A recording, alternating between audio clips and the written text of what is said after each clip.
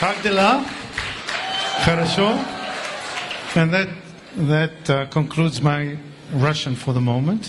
На этом на данный момент мой запас русского заканчивается. I'll sneak in a few words after that. Я еще потом несколько слов скажу. So be ready.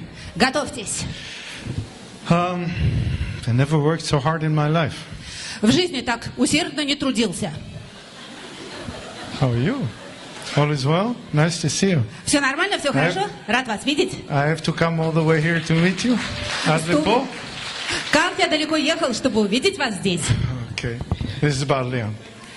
Это все к одному человеку относится, к нему. Okay. So we shouldn't have practiced this morning because this was harder than the gym I had this morning. Мне надо было порепетировать сегодня утром по-русски. Это оказалось труднее, чем спортивная тренировка в зале. And before I forget, и пока я не забыл, a warm hand for Natalia, my translator, the wonderful and the only one. Я сегодня буду работать со своим переводчиком, с Натальей. That's right. Thank you. And what, let's get to work, right? You all came here to work. Ну и давайте уже приступим к работе. Вы же для этого сегодня собрались, правда? And we are going to talk about Herbalife products, right? And for weight loss and weight control.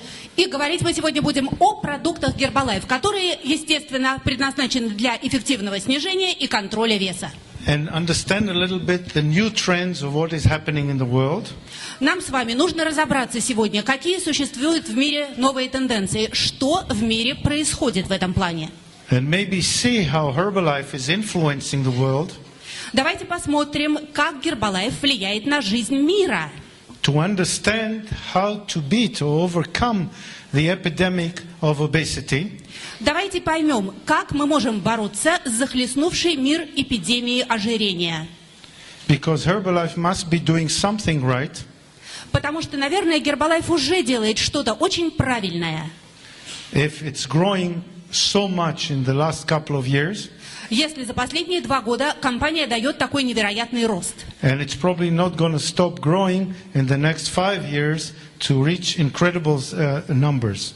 И, вероятно, в течение ближайших 5 лет этот невероятный рост продолжится. И цифры, на которые мы выйдем, будут совершенно точно потрясающие. And if it's growing so much, it means that it's doing something right. И если наша компания так быстро наращивает обороты, значит, мы уже делаем то, что нужно. And you are all a part of it. И все это делаете вы. Being the distributors and the major form of how Herbalife works.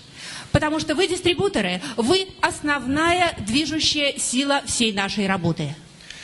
And so let's get on, right? Ну что, поехали? How do you say next one? Дальше. Дальше. Okay, next slide. That's it. So, I don't know if how I was presented, or if many of you know me, but I come from the field of elite sports medicine. Я не знаю, как мне сейчас всю эту информацию построить, потому что кто-то, наверное, уже знает, кто я такой. Так или иначе, основная моя до сих пор деятельность связана с высшего уровня спортивной медициной. And I've been in this field for 27 years now. Я в этой сфере работаю сейчас уже 27 лет. Which brings me probably to the age of 89. No, don't Это значит, translate если посчитать, мне сейчас где-то лет 89, да?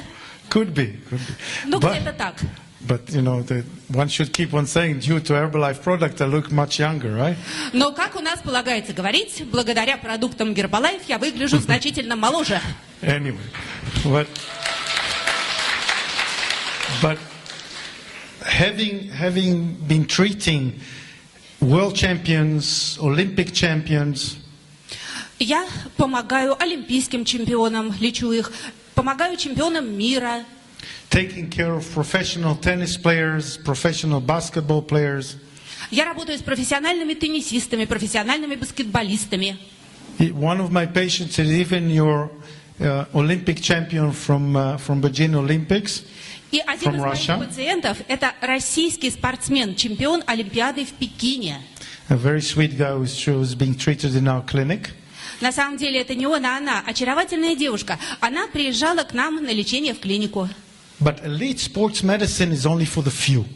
Но на самом деле элитного уровня спортивная медицина, конечно, предназначена для очень немногих людей, для избранных. And when you are treating Formula One cars, А когда вы лечите пилотов Формулы-1, there's only 24 of those participating in a race. вы же знаете, что их всего-то 24 человека. But it's not all the cars in the world. Но машин в мире гораздо больше.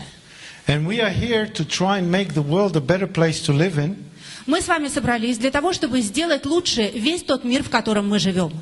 For the ordinary human being. И мы в этом мире живем с обычными людьми. And he will do the best for himself. И тот человек, который сделает что-то очень хорошее для самого себя, Although he will never win a world championship. он, может быть, никогда не станет чемпионом мира. But if he doesn't, Но даже если он им не станет, he'll end up being sick. он все равно в какой-то момент своей жизни может оказаться больным, Unable to move, a burden for himself and his family.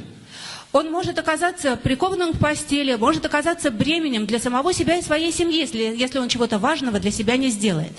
And if we improve the lives of everyone, their ability to move, Но мы можем изменить жизнь обычных людей. Мы можем помочь им стать более подвижными. their ability to eat better, to be in a better way, to be disease-free, Мы можем их научить лучше питаться, иметь правильный вес.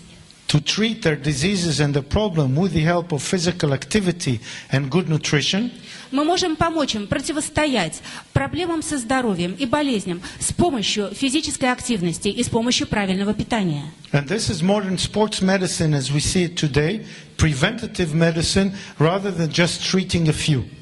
И на самом деле это гораздо больше, чем спортивная медицина. Это медицина профилактики, которая может помочь не только избранным высочайшего уровня спортсменам, а огромному количеству простых людей. So from dealing with all that you see here on the board and treating elite athletes, being the head of Cycling Federation, sitting in the Olympic Committee, advising the Ministry of Health on sports medicine and all that, which I still do today, Посмотрите, пожалуйста, на экран. Здесь очень много всего перечислено. Но это не все, чем я занимаюсь. Я не только работал врачом олимпийской сборной. Я не только заседаю в самых разных комитетах и федерациях. Я не просто поддерживаю спортсменов, которые участвуют в Кубке Дэвиса и Кубке Федерации. Я не только занимаюсь нашими элитными велосипедистами. Все это вы можете прочесть. Да, оно все есть. Я этим действительно занимаюсь. which is many things to do in such a short life. На самом деле, это очень большая работа для моей-то короткой жизни. And I still do it as a hobby. И я по-прежнему всем этим занимаюсь. Это вроде бы хобби такое. My main interest today is trying to help the active person or the person who wants to be helped. Но сегодня основная моя задача – это помочь человеку, который ведет активный образ жизни, и человеку, который нуждается в том, чтобы ему помогли. And to improve his quality of life. And that I do, and I found that one of the better companies or bodies to do it with is Gербалайф. Это такой человек, который хочет, чтобы ему помогли вести более здоровый образ жизни. И именно этим я занимаюсь, находясь в компании Гербалайф. Okay? And that is why 2 years ago when they asked me to join the Gербалайф NABs, 2 года назад мне предложили вступить в научно-консультативный совет компании Гербалайф. I thought about it, I considered, Я подумал, поразмышлял, I checked the company, посмотрел, что из себя представляет компания, and I found out that they are doing exactly the right thing. и понял, что это компания, которая занимается тем, что я считаю правильным. So you, by sitting here, have also chosen probably the right thing to do. Я думаю, что и вы все, сидящие в этом зале, тоже выбрали для себя то, что считаете правильным. And I'm saying those things in the beginning rather than saying it in the end. Вы знаете, я специально все это говорю в начале, хотя мог бы сказать и в конце. By doing the best you can and by doing well, Если вы делаете максимум того, на что способны, и делаете это хорошо, you are probably helping more people than I can. то, скорее всего, вы сможете помочь большему количеству людей, чем смогу это сделать я один. So, this is from the medical point of view. Ну вот, это было про медицину. And I think if everyone here helps 5 people, just the people in this room will probably help more people than I can. But I can go along, I'm a lot on television and the newspapers and conferences all over the country and the world. Ну что ж, давайте вообразим, что каждый из вас может помочь, скажем, 5 людям.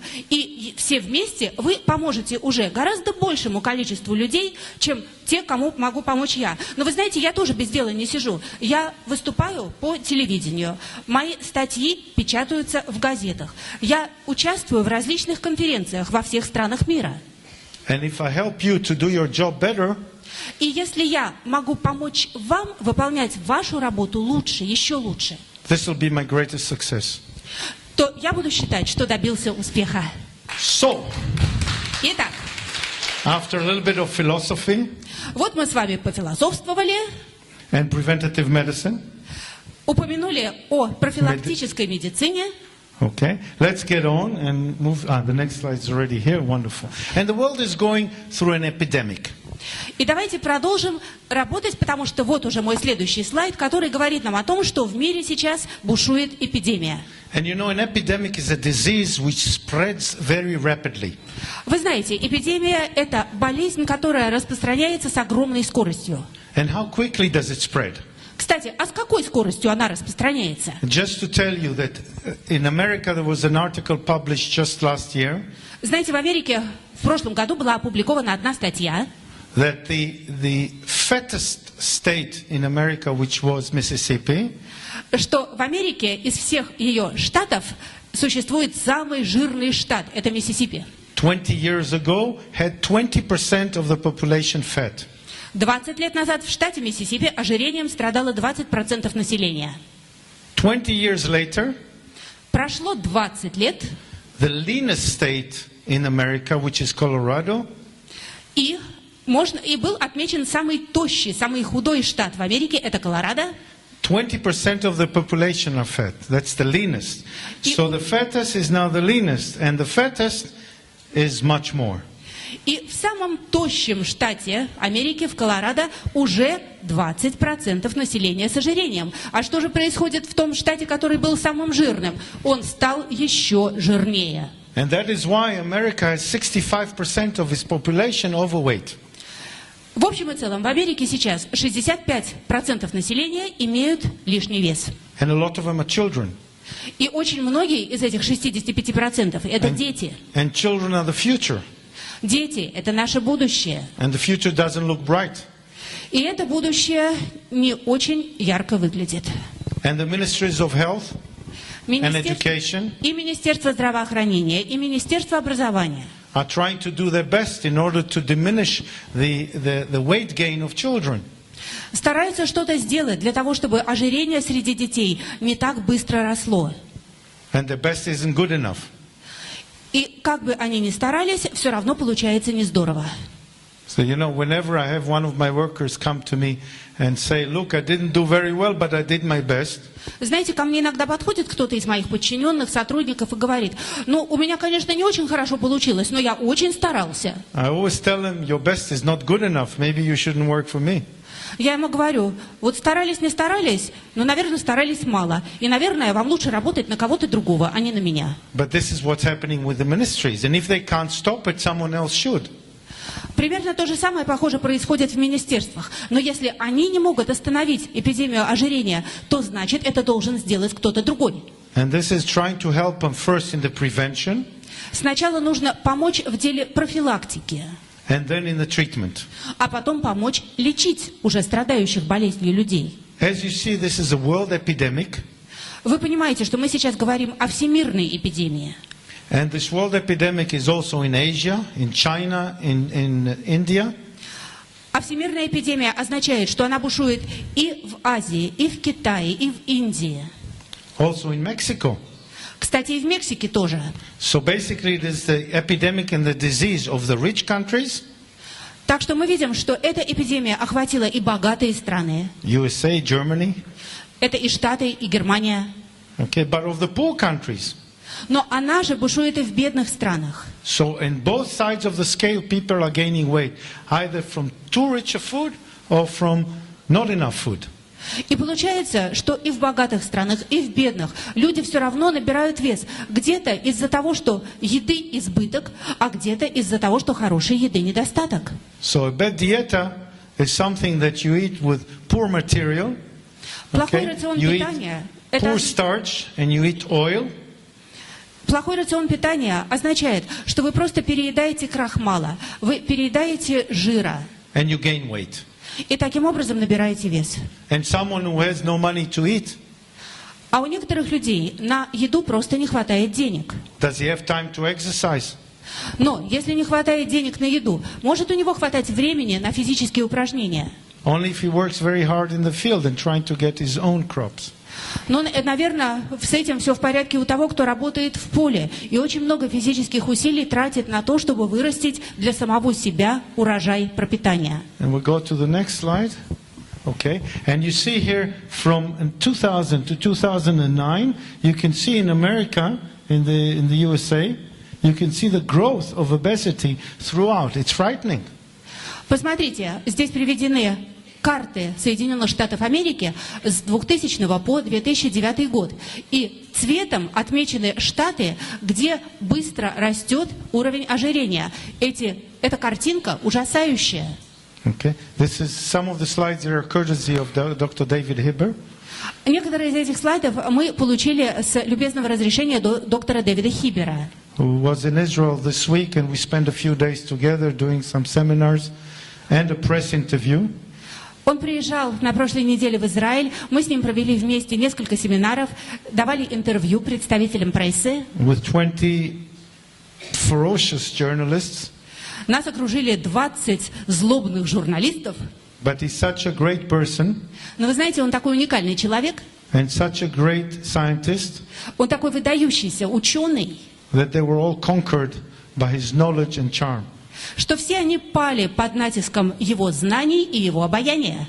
And he heads this, the scientific thought of this company, and we are lucky to have such an enormous person, an enormous scientist, leading Herbalife's way. Действительно, он привнес в нашу компанию свои колоссальные научные знания. И нам очень повезло, что вся работа нашей компании имеет такую прочную и надежную основу в лице доктора Хиббера. So the America is in trouble. But look at the millions of cases. Next one, the millions of cases with diabetes caused by overweight. All right, around the world, and the predictions of the growth in the next 20 years.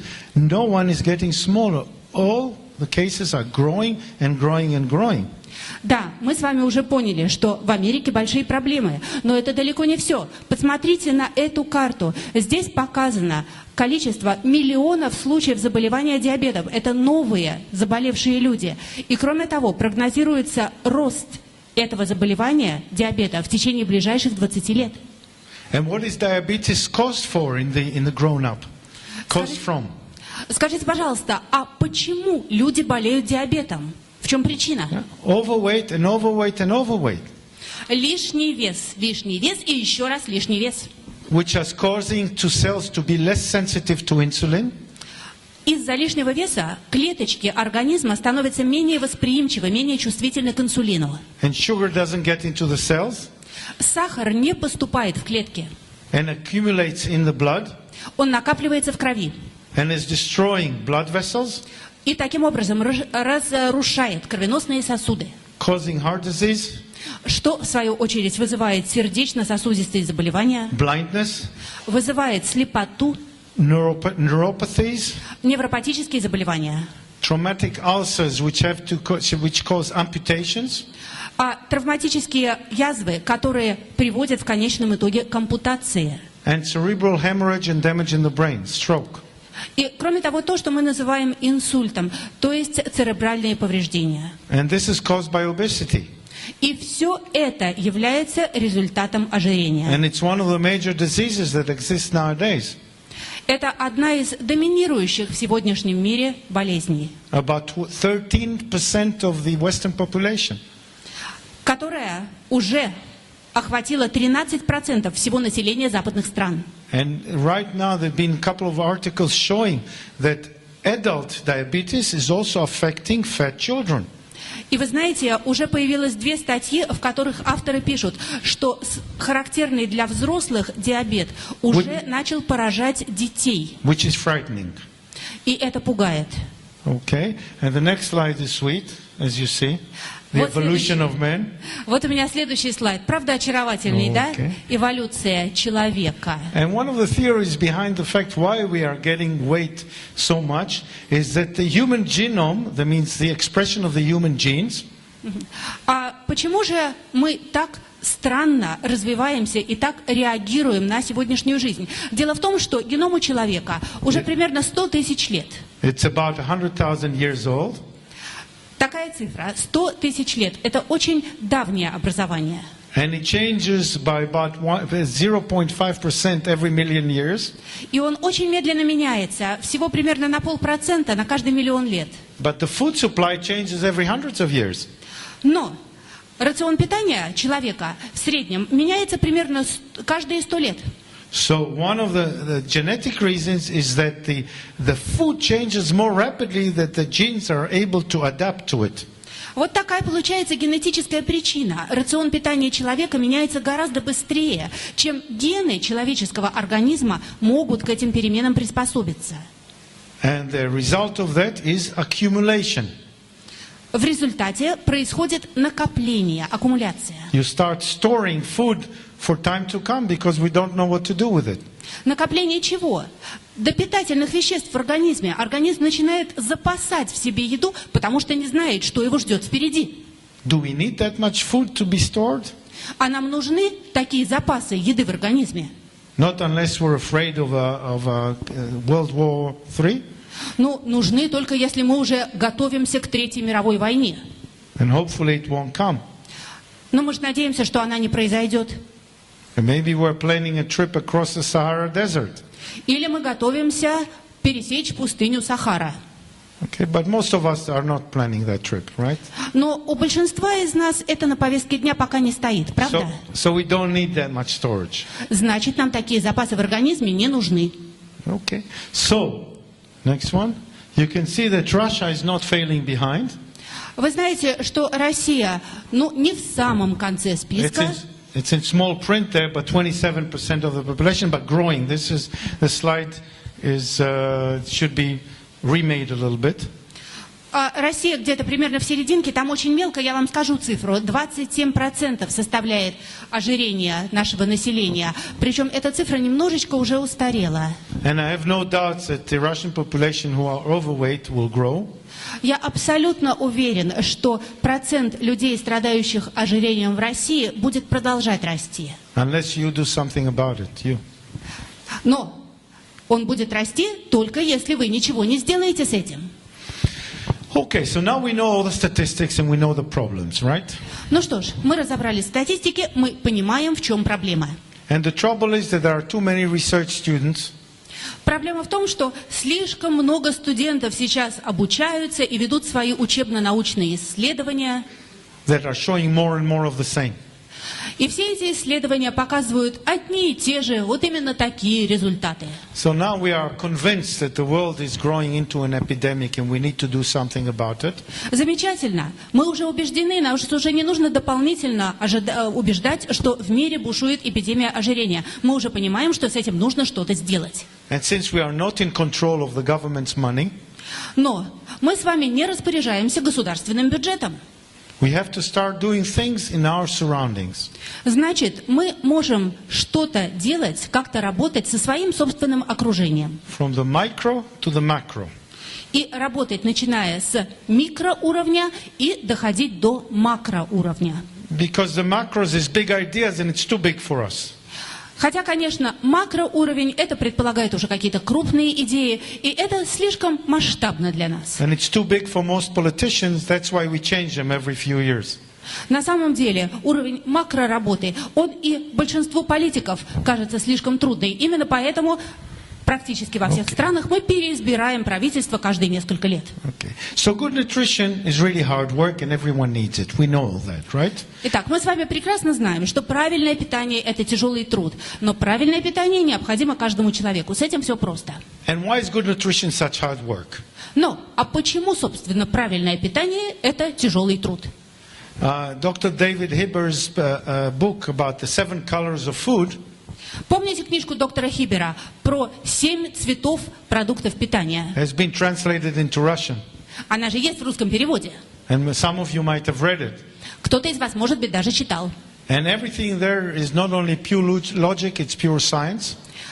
То, что содержится в этой книжке, не только логично, это еще все и научно обосновано. But it's so hard to do. И почему-то все равно это очень трудно сделать. Because if you want to plan a good breakfast, Потому что если вы хотите запланировать для себя хороший завтрак, you have to wake up at 5 in the morning. встать для этого нужно в 5 утра.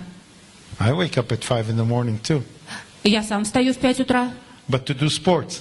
Но для того, чтобы позаниматься спортом. And if I had to sit down and prepare my breakfast according to the rules, Но если бы мне пришлось рано встать и приготовить себе самому завтрак по всем правилам, I wouldn't have time to do sports. у меня бы не хватило времени на утреннюю тренировку. So I have a shake. Поэтому вместо всего этого я пью Logical and коктейль. simple. Логично и просто. And to tell you the truth, I have it in my office just before I do sports. I have a mixer there. I have all the ingredients, and it's simple and easy. И если честно, у меня все, что нужно для коктейля, стоит всегда прямо в офисе. И прямо до тренировки я все приготавливаю, смешиваю. Это быстро, это удобно. Okay? And if someone can sit down and make me a good breakfast with all the colors and all the cheeses and all the milk that is needed and the fruits and the vegetables, Если, конечно, найдется кто-то, кто потратит время, приготовит мне разноцветный завтрак, в котором будут все нужные фрукты, овощи, и сыры, и молоко, for less than 300 calories, да еще при этом будет меньше 300 калорий, I'll hire him immediately and ask him to make my breakfast. я этого человека найму на работу, специально на должность приготовителя завтраков. But this is almost impossible. Но это почти невозможно. Because the trouble with making the right food is that it contains so many calories. Потому что в чем проблема с приготовлением правильной еды? Калорий получается слишком много. And those calories go somewhere, И эти калории куда-то же деваются, да? not in the right places. И деваются они не туда, куда надо. And we need all the nutrients that are in this food. Нам же нужны питательные вещества из еды. And you probably know this slide and you know what we need. Вы, наверное, уже видели этот слайд, и вы прекрасно знаете, что человеку нужно. Okay? We need fat. Do we need fat? Yes, we need fat. Нам нужны жиры. А, кстати, нам нужны жиры? Да, нам нужны жиры. But what kind of fat? А какие? Mostly omega-3. This is the fat that is good for us. Okay? And uncomplicated and not saturated fatty acids. Нам нужны в основном жирные кислоты омега-3, потому что именно они полезны для организма. И еще нам нужны полиненасыщенные жирные кислоты. And I have people coming and saying, "Oh, but are you sure I'm getting enough fat?" И ко мне бывало приходит человек и говорит: а я получаю вообще достаточно жиров? I haven't met one person that has suffered from having too little fat. Вы знаете, я в жизни не встречала человека, чье здоровье страдало бы от того, что он недополучает жиров. I'm still waiting for that person. С нетерпением жду встречи с такой персоной. Everybody has too much fat. У всех, кого я знаю, жира слишком много. But we need some. Но некоторое количество жира человеку необходимо. And we need carbohydrates. И, конечно, нам нужны углеводы. But how much carbohydrates is enough? А сколько углеводов достаточно нам? Do we have carbohydrates for our brain or for our body? И, кстати, для чего они нужны? Для мозга или для тела? Do we have them because we are sad, because we are depressed, or because we really need them? Нам нужны углеводы. Мы хотим углеводов, потому что нам грустно, потому что мы в депрессии, или нам они нужны, потому что действительно нужны. And the answer is that most of the times we have too many carbohydrates because they come in to take care of other things, not of food. Дело в том, что мы действительно получаем слишком много углеводов, и они приходят в наш организм не для того, чтобы принести пользу, они приходят по другим причинам. Because we need carbohydrates mainly for energy. В основном углеводы нам нужны как источник энергии. And if we sit most of the day in the office, how much energy do we need? Но если человек сидит целый день в офисе, то сколько энергии ему на самом деле нужно? So it's always nice to, if you have a car and you fill it up, and the car only can take 40 liters of petrol. Вот представьте себе, вам нужно заправить машину, но в бак машины помещается всего 40 литров бензина. But you insist on filling it up with 60 liters. А вам очень хочется залить в нее 60. You'll just smell your car and you'll waste a lot of money. Что будет? Машина провоняет вся бензином, денег переплатите. But in the body it'll go into storage. Но в нашем организме, если в него залить лишнее, оно там останется, оно пойдет в хранилище. And it's very difficult to get it out of there. И потом из этого хранилища его будет очень трудно извлечь. Okay, and we need, what do we need else? We need vitamins and minerals. Что нам еще нужно? Конечно, витамины и микроэлементы, или минералы еще. Because they take care of body processes. Потому что они обеспечивают все процессы, идущие в организме. And a lack of them would cause disease. А если их не хватает, человек болеет. Okay, and we certainly need a fiber. Конечно, нам нужна клетчатка. Which is just a complex form of carbohydrates. На самом деле клетчатка – это просто сложная форма углеводов. So a lot of people are taking fiber and saying, fiber is not fattening. Многие люди едят клетчатку и говорят: о, классно, от клетчатки не толстеют. And if 1 gram of carbohydrates has 4 kilocalories in it, если взять обычные углеводы, 1 грамм, то там содержится 4 килокалории. 1 gram of fibers has 2 kilocalories in it. А в 1 грамме клетчатки всего 2 килокалории. But it really helps to build the bulk of the waste products of the body. Но на самом деле прием клетчатки помогает увеличить объем того, что из организма выходит. And it helps you regulate your bowel movement. Это помогает регулировать деятельность кишечника, освобождение кишечника. And you know how bad you feel if you don't go to the toilet every day. Вы же прекрасно понимаете, как омерзительно человек себя чувствует, если ему не удается каждый день сходить в туалет. And we need proteins, and proteins are the stars. И дальше нам, конечно, нужны белки. Но на самом деле именно белки – это наш звездный продукт. And why are they the star?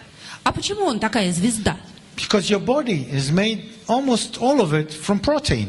Потому что почти целиком наш организм состоит именно из белков. Let's count your muscles. Давайте посчитаем, что там есть. Мускулы, Your bones, кости, your skin, кожа, your ligaments, связки. your what else? Что еще? No, come on, you tell me. Давайте, подсказывайте. The immune system, Нервная система, the blood system, кровеносная система. Everything is made out of protein. Все это состоит из белков. So we need to fill it out because the body does not store protein. Так значит, их нужно все время привносить в организм, потому что белки организм не запасает. And this has been the basis of Herbalife's philosophy for so many years, 30 years now. И именно на этом так много лет, вот уже 30 лет, основана вся философия Гербалайф.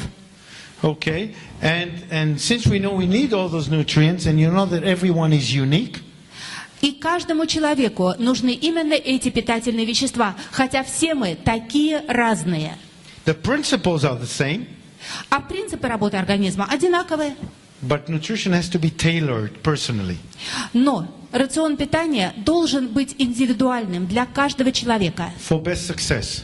Для максимального успеха. And this is part of the things you're going to tell your clients. И именно это вы будете говорить своим клиентам. That you are basically helping them to find the nutrition which is good for them. Вы скажете, что вы поможете им найти такой рацион питания, который наилучшим образом подходит именно каждому из них. So they can maintain their goals. Для того, чтобы они достигали своих целей. In the present and in the future. И в настоящее время, и в будущем. Because research shows that it's extremely difficult to maintain the results, the positive results that we get. Потому что исследования показывают, что очень трудно сначала достичь результатов, но еще труднее удерживать эти полученные желаемые результаты. A very large study in America that examined 15,000 women. Было проведено очень масштабное исследование в Америке. В нем участвовали 15 тысяч женщин. For 10 years. Исследование проводилось 10 лет. Exercising 3 times a week. Участницы имели по 3 спортивные тренировки в неделю. And keeping a close diet. И придерживались очень четко очерченной диеты. You would think that all of them would lose weight, right? Exercising and watching their diet, eating a low-calorie diet. И вы бы подумали наверняка, что все они имели идеальный вес, но еще бы 3 тренировки в неделю и очень жесткая диета. Well, it did not. Так вот, все не так. Only 2% loss over 10 years. Они за эти 10 лет добились снижения веса всего на 2%. And you are asking, well, 2% you're saying it's not bad. Вы, наверное, скажете, 2% это тоже неплохо. Especially since they didn't gain weight. Особенно если учитывать, что никто не набрал веса. But we want to lose that weight and keep it there. Но стремление-то какое? Снизить вес и удерживать его на сниженном уровне. So something else is needed. Значит, нужно что-то еще. And we know from all statistics that people can succeed in losing weight. Мы знаем по статистике, что да, многие люди могут успешно сбросить вес. Especially if you watch over them closely. Особенно если за ними все время наблюдать. Or in a group. Или если они делают это в группе. But how many of them manage to maintain that low weight over a year, for example? Но кому из них удастся после программы похудения удерживать этот желаемый маленький вес, ну, например, в течение года? Well, the answer is very frightening. Так вот, я вам сейчас скажу ответ, и вы испугаетесь. Less than 10%. Менее 10%. That means that 90% of people who have managed to lose weight. А это означает, что 90% из тех людей, которые, да, вот они успешно похудели, Will regain it within 1 year. 90% за следующий год этот вес наберут заново. And that's very good news for the dietitian who are giving diets. Это замечательные новости для диетологов. Because they keep having the same patients again and again. Потому что их пациенты будут к ним возвращаться и возвращаться. Which is good for business, but not good for health. Это очень хорошо для бизнеса, но это очень плохо для здоровья. Yeah. Unfortunately, К сожалению, it's not all about looks. дело не только в том, как человек выглядит. And looking healthy doesn't mean you're healthy. Если человек имеет здоровый вид, это еще не значит, что он здоров. And weight is not everything. И, кстати, дело не только в весе. A very important thing is not only the weight, but your body composition. Очень важный параметр, кроме веса, это еще и состав человеческого тела.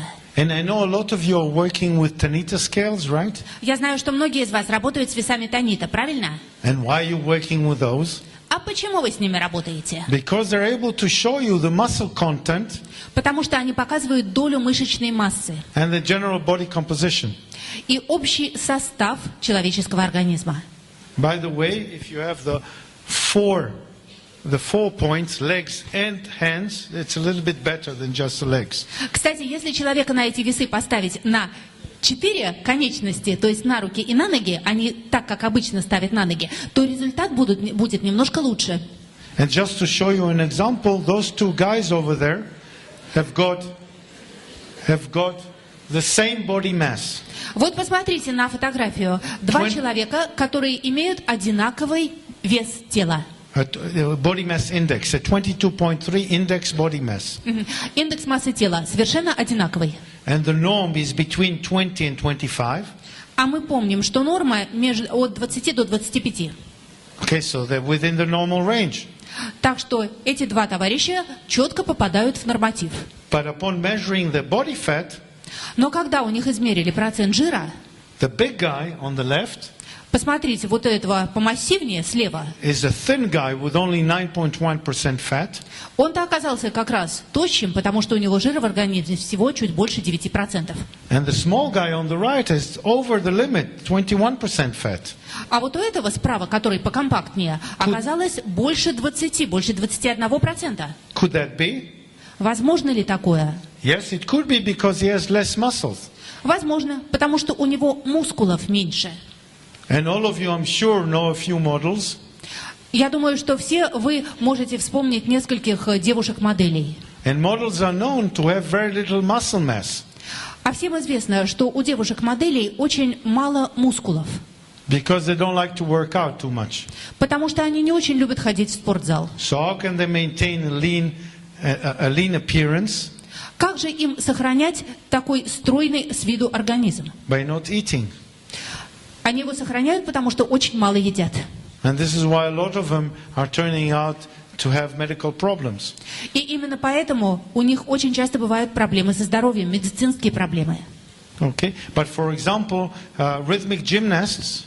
Но если взять, например, тех, кто занимается ритмической гимнастикой, художественной гимнастикой, Are very muscly and very thin. они очень мускулистые и при этом очень тоненькие. And just last year, I remember I had 2 cases of a model who came to the office and had 28% fat. Вы знаете, у меня в прошлом году был случай. Ко мне пришла модель на прием, и у нее, у тоненькой такой, было 28% жира в организме. And a world-class artistic gymnast И ко мне пришла на прием другая девушка, гимнастка мирового класса. who had 16% fat. У нее жира было 16%. And both of them were 1.78 m, 55 kilos. И обе они имели рост 1,78 м, и обе весили 58 килограммов. So one had muscles, the other one did not. One was very healthy, the other one was not. То есть у одной из них были мышцы, и она была здоровым человеком. У другой мышц не было, и она была не очень здорова. And BMI, as a lot of people use it, is only an index of obesity. Индекс массы тела, по сути, является индексом ожирения. And I don't know if you know that. Не знаю, знаете вы это или нет. It was invented by life insurance companies. Знаете, кто изобрел индекс массы тела? Страховщики. And it is an improvement of the old method of height minus 10 for the correct weight. You remember that, some of you? На самом деле, некоторые из вас могут помнить прежний расчет. Рост человека в сантиметрах минус 10. Так раньше рассчитывали правильный для человека вес. Но потом усовершенствовали немножко, и получился индекс массы тела. So once a person, 1.80 m, had to weigh 70 kilos. То есть раньше считалось, что если у человека рост 180, отнимаем 110, получается 70 килограммов. Or else they would charge him more money for life insurance. И если у человека были дела хуже, показатель был хуже, то страховая компания за страхование жизни и здоровья брала с него больше денег. And now it's better, he has to weigh 77 kilos. Но сейчас дела немножко получше, потому что такому человеку разрешается весить 77 килограммов. But what happens if he has a little muscle mass and he weighs 85 kilos and he's perfect? А что, если у этого человека хорошие крепкие мышцы, и он весит 85 килограммов? They would charge him more money for life insurance because he's heavy. Его страховка жизни будет стоить дороже, просто потому что он больше весит. And I even remember that we had a world-level shot put and discus thrower. Я помню одного нашего выдающегося метателя диска и метателя ядра мирового класса, спортсмен From Russia. из России. And he wanted to live in Israel. Он хотел жить в Израиле. So they recruited him into the Olympic squad. Его взяли в олимпийскую команду. And any one of you who knows a little bit sport, he used to throw the shot put for 20 meters and a half, which is world level. Те из вас, кто понимает немножечко в спорте, знают, что если человек метает ядро на 20,5 метров, то это значит, что у него результаты мирового класса. Это серьезный спорт. And the disc was 64 meters, which is world level. Для метателя диска уровень мастерства это 64 метра. Это And the guy мировой was 1.90 m. Тот парень имел рост 190, with 9% fat. жира 9%, but he weighed 128 kilos. а вес его был 128 килограммов. And he wanted to join the Israeli army. И он хотел, чтобы его взяли в израильскую армию. But they said, no, you're too fat. Ему сказали, не возьмем, жирный ты слишком. And I don't know any one of you who served in the army, but if you did, you certainly want a soldier like that next to you. Я не знаю, служил ли кто-нибудь из вас в армии или нет, но те, кто служил, вы можете себе представить, что такое, когда рядом с вами такое солдатище. Who can carry your gun with you, your jeep, he can carry you, and he can jump 65 centimeters in height. Он за вас может и всю вашу полную выкладку протащить, и все ваше оружие протащить, и еще на метр вместе со всем этим подпрыгнуть. Superhuman. Вот такой сверхчеловек. Okay, it's a true story, by the way. We had a long fight for him, but they didn't take him in the army in the end. Вы знаете, кстати, я не придумал этого человека. Это история из реальной жизни. Мы за него боролись с военным ведомством, но его в армию так и не взяли. And he was very disappointed. Он ужасно расстроился. And you can tell me on this picture who is in better condition. И, кстати, глядя на эту картинку на экране, вы можете мне сейчас сказать, кто из них в лучшей физической форме? I know the answer. Я-то ответ знаю. Okay. And here in the next slide you have MRIs. Так, а вот на этом замечательном слайде результаты магниторезонансной терапии, томографии. Showing the fat distribution. И они показывают распределение жира. And this fat is the most dangerous fat that we have. Кстати, тот жир, о котором здесь идет речь, это самый опасный жир. Because all the fat in the visceral parts of the body, in the internal parts, потому что весь жир, так называемый висцеральный, который находится внутри тела человека в области живота, is the dangerous fat. Этот жир для нас опасен. Okay? And a person can appear normal from the outside. Причем человек снаружи может выглядеть совершенно нормально. With a little tire around his belly. Ну и так на пузике небольшая такая подушка безопасности. But he contains a lot of inner fat. Но при этом у него очень много может быть внутреннего жира. Which is affecting the hormonal changes in the body. И этот жир влияет на гормональный баланс организма. And is causing all the possible diseases that you know. И он может стать причиной, буквально любой болезни, о которой мы знаем. It causes heart disease. Вызывает и сердечно-сосудистые заболевания, diabetes, диабет, strokes, и инсульты, rheumatoid arthritis, и ревматоидный артрит, cancer of the breast, и рак молочной железы, cancer of the colon. и рак ректальный. I'm just testing your knowledge in medicine, that's all. Это мы проверяем, насколько переводчик владеет медицинской терминологией. And we know, and many other diseases, by the way. Но и еще многие болезни. Okay? And we know that if you reduce your total body fat by 5%, и мы знаем, если сократить общую долю жира в организме на 5%, you will reduce your internal fat, то при этом содержание жира внутреннего сократится by 20%. на 20%. And this will bring you the chance, together with exercise, И если все это еще объединить с физическими нагрузками, с упражнениями, то у вас может быть of having between 40 and 60% less of cancer of the breast and cancer of the colon.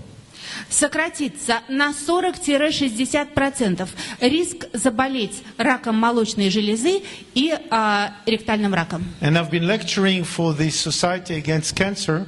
Вы знаете, я читал лекции как-то в обществе по борьбе с раком. In the last year, Это было в прошлом году. trying to convince women И я пытался убедить женщин to cure themselves from the danger of having those diseases. немножечко полечить себя от опасности когда-то заболеть этими заболеваниями. It's of course for free. It's volunteering work. Причем делал я это совершенно бесплатно. Это был такой волонтерский проект. And it's a tough job because I've just been to a convention where I had 600 women, the same amount of here. И вы знаете, это довольно тяжелая задача. Я недавно участвовал в работе конвенции, где собралось 600 женщин. Вот примерно столько же, сколько сейчас человек в этом зале сидит. Okay. All of them with cancer of the breast and the ovary. И все эти женщины имели либо рак молочной железы, либо рак яичников. And Out of those 600 women, only 2 exercised and all of them were overweight. И из этих 600 женщин регулярно физическими упражнениями занимались только 2. И абсолютно все в зале имели лишний вес. And I went up the stage Я поднялся на сцену and I told them, ladies, you're killing yourself. и сказал: дамочки, вы себя убиваете. And lucky for me, I had an eminent professor lecturing after me. И, к счастью, после меня на сцену с лекцией поднимался один очень известный профессор. And he said exactly the same things. И вы знаете, он со сцены сказал то же самое, что и я потом. And you ask me what these women should do. They should start exercising. Вы, наверное, спросите: ну и что всем этим женщинам делать? Отвечаю: срочно начинать тренироваться. And together with nutrition, И вместе с правильным питанием they should lose weight. они сбросят лишний вес. So how should they lose weight? А как им похудеть? They failed in any way they knew.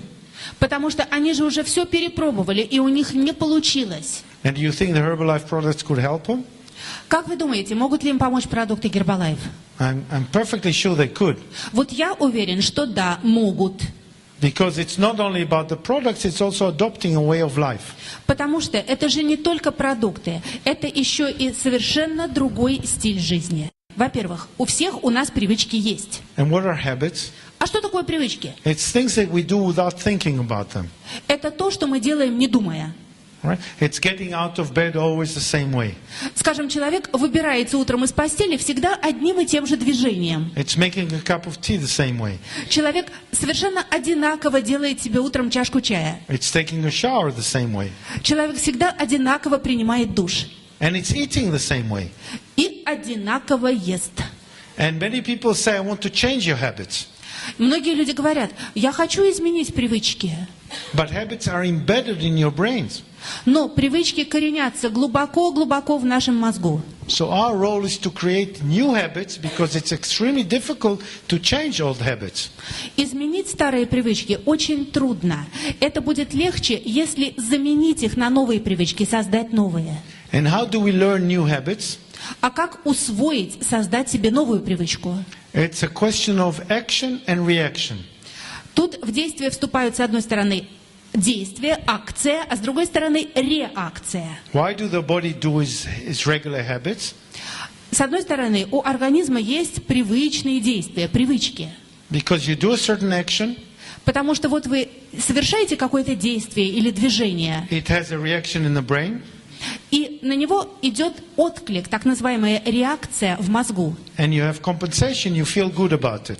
И дальше идет то, что называется в психологии компенсация. То есть вы довольны тем, что сделали. So this is the way to teach people to do new habits. You create a new action, Именно так же нужно действовать, когда вы учите человека создавать новую привычку. Придумываете какое-то действие, акцию, which creates a reaction так, чтобы получалась на нее реакция мозга. and satisfaction. И дальше должно обязательно следовать удовлетворение. How do we do it with habits of food, of eating? И как нам это применить к привычкам питания? You show people and you convince them, Вы показываете людям, вы их убеждаете, okay, that the new food and the new methods of eating that they are going to have что вот sуществует новый способ питания.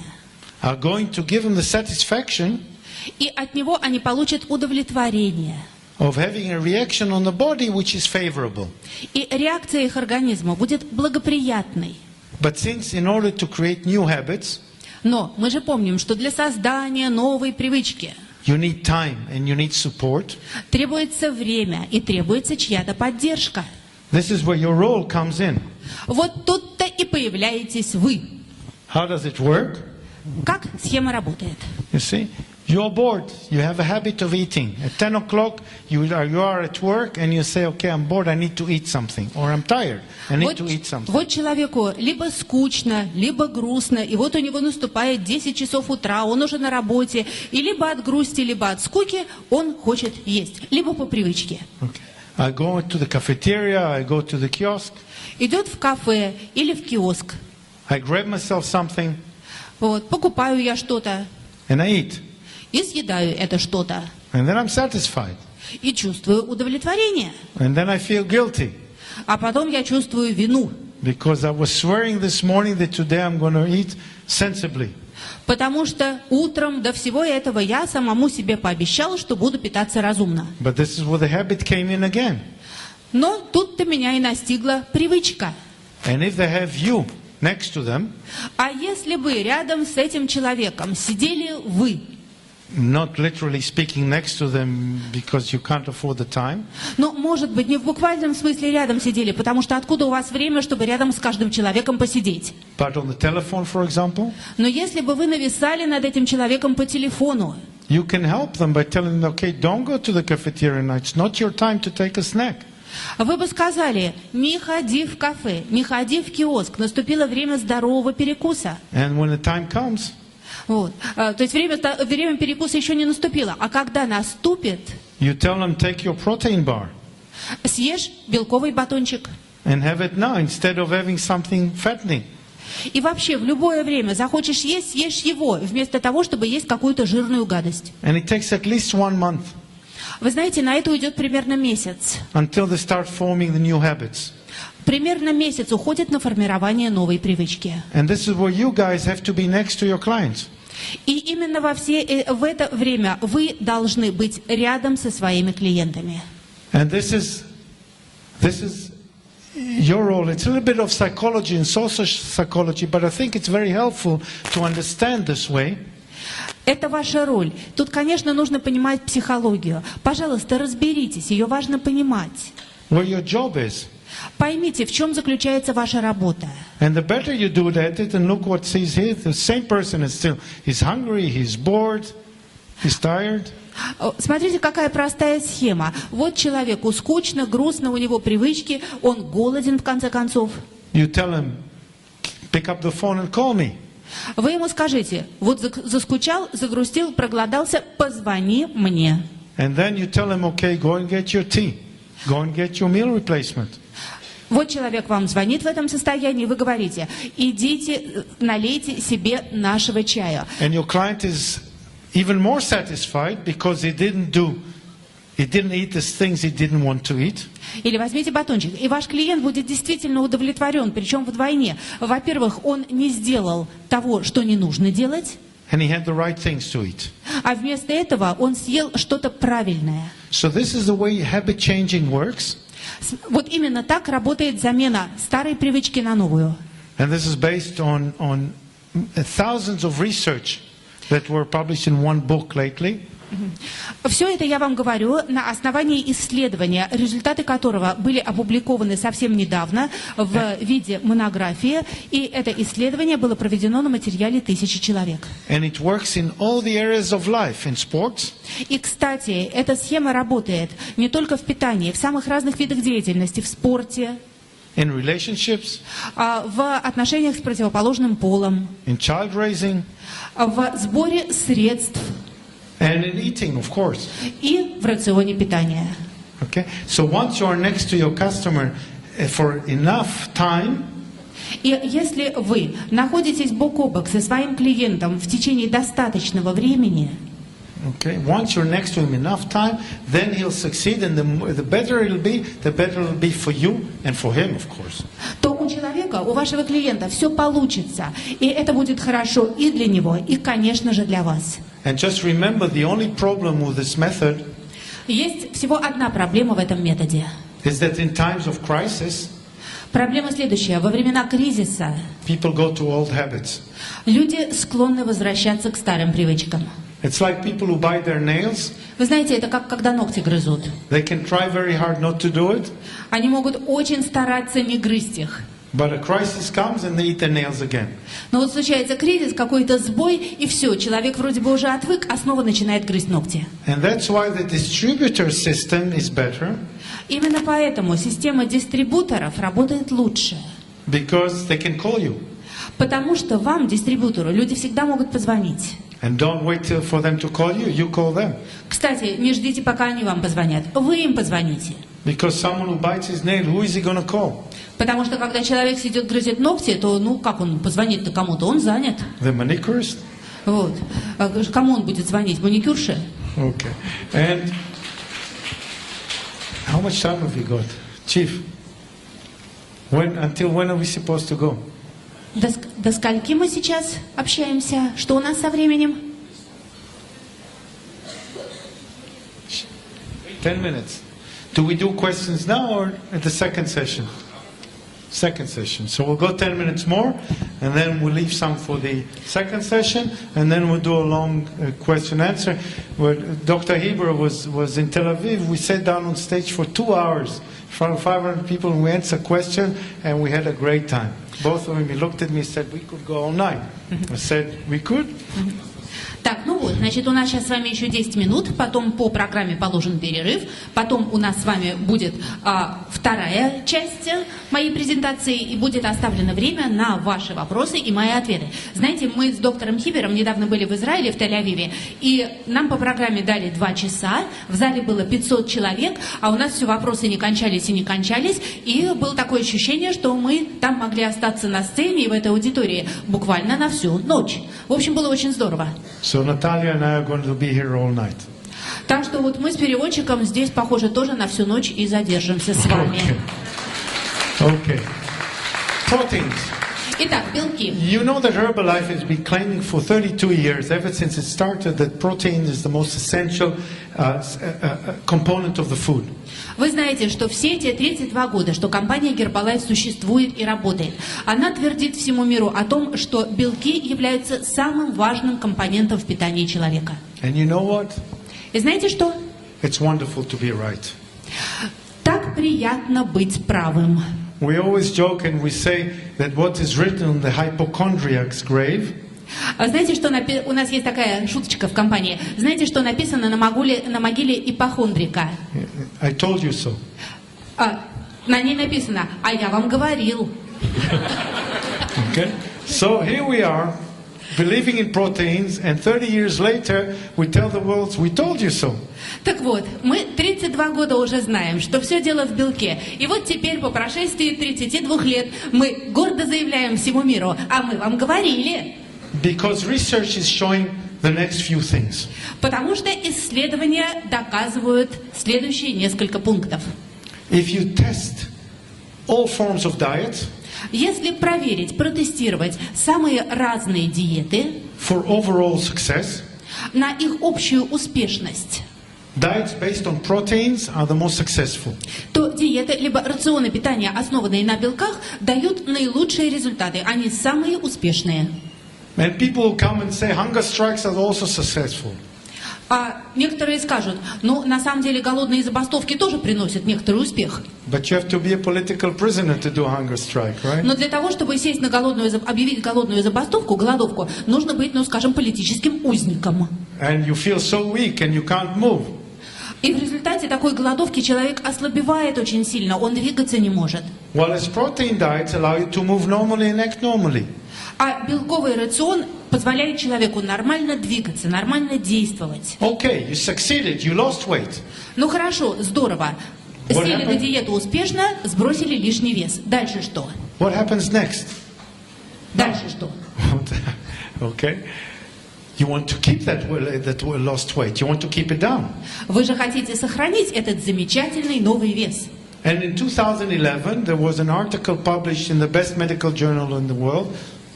В 2011 году была опубликована одна статья в ведущем медицинском научном журнале мира, The New England Journal of Medicine. который называется New England Journal of Medicine. And that every doctor knows if he publishes there, he can rest for the rest of his life. И все врачи прекрасно знают, если вашу статью, вашу работу опубликовали в этом журнале, всю дальнейшую жизнь вы можете расслабляться. So an article was published about 8-center study in Europe. А была опубликована статья о 8-центровом клиническом исследовании, которое проводилось в Европе. 5,000 people. Участвовали 5000 человек. Who are divided into 8 groups. Их разделили на 8 групп. After they have lost 15 kilos on average. А после того, как все они в среднем потеряли сбросили по 15 килограммов, and without changing anything else, дальше, без каких-либо дальнейших изменений, got different kind of diets. их посадили на разные диеты. And in the atmosphere of I told you so, И вот в контексте вот этой самой фразы, а мы вам говорили, from the 8 kinds of diets that people got, из всех этих 8 групп, у каждой из которых была своя диета, only one managed to keep the weight down. только участники одной группы смогли удержать свой достигнутый вес. And that's a 25% protein in the diet.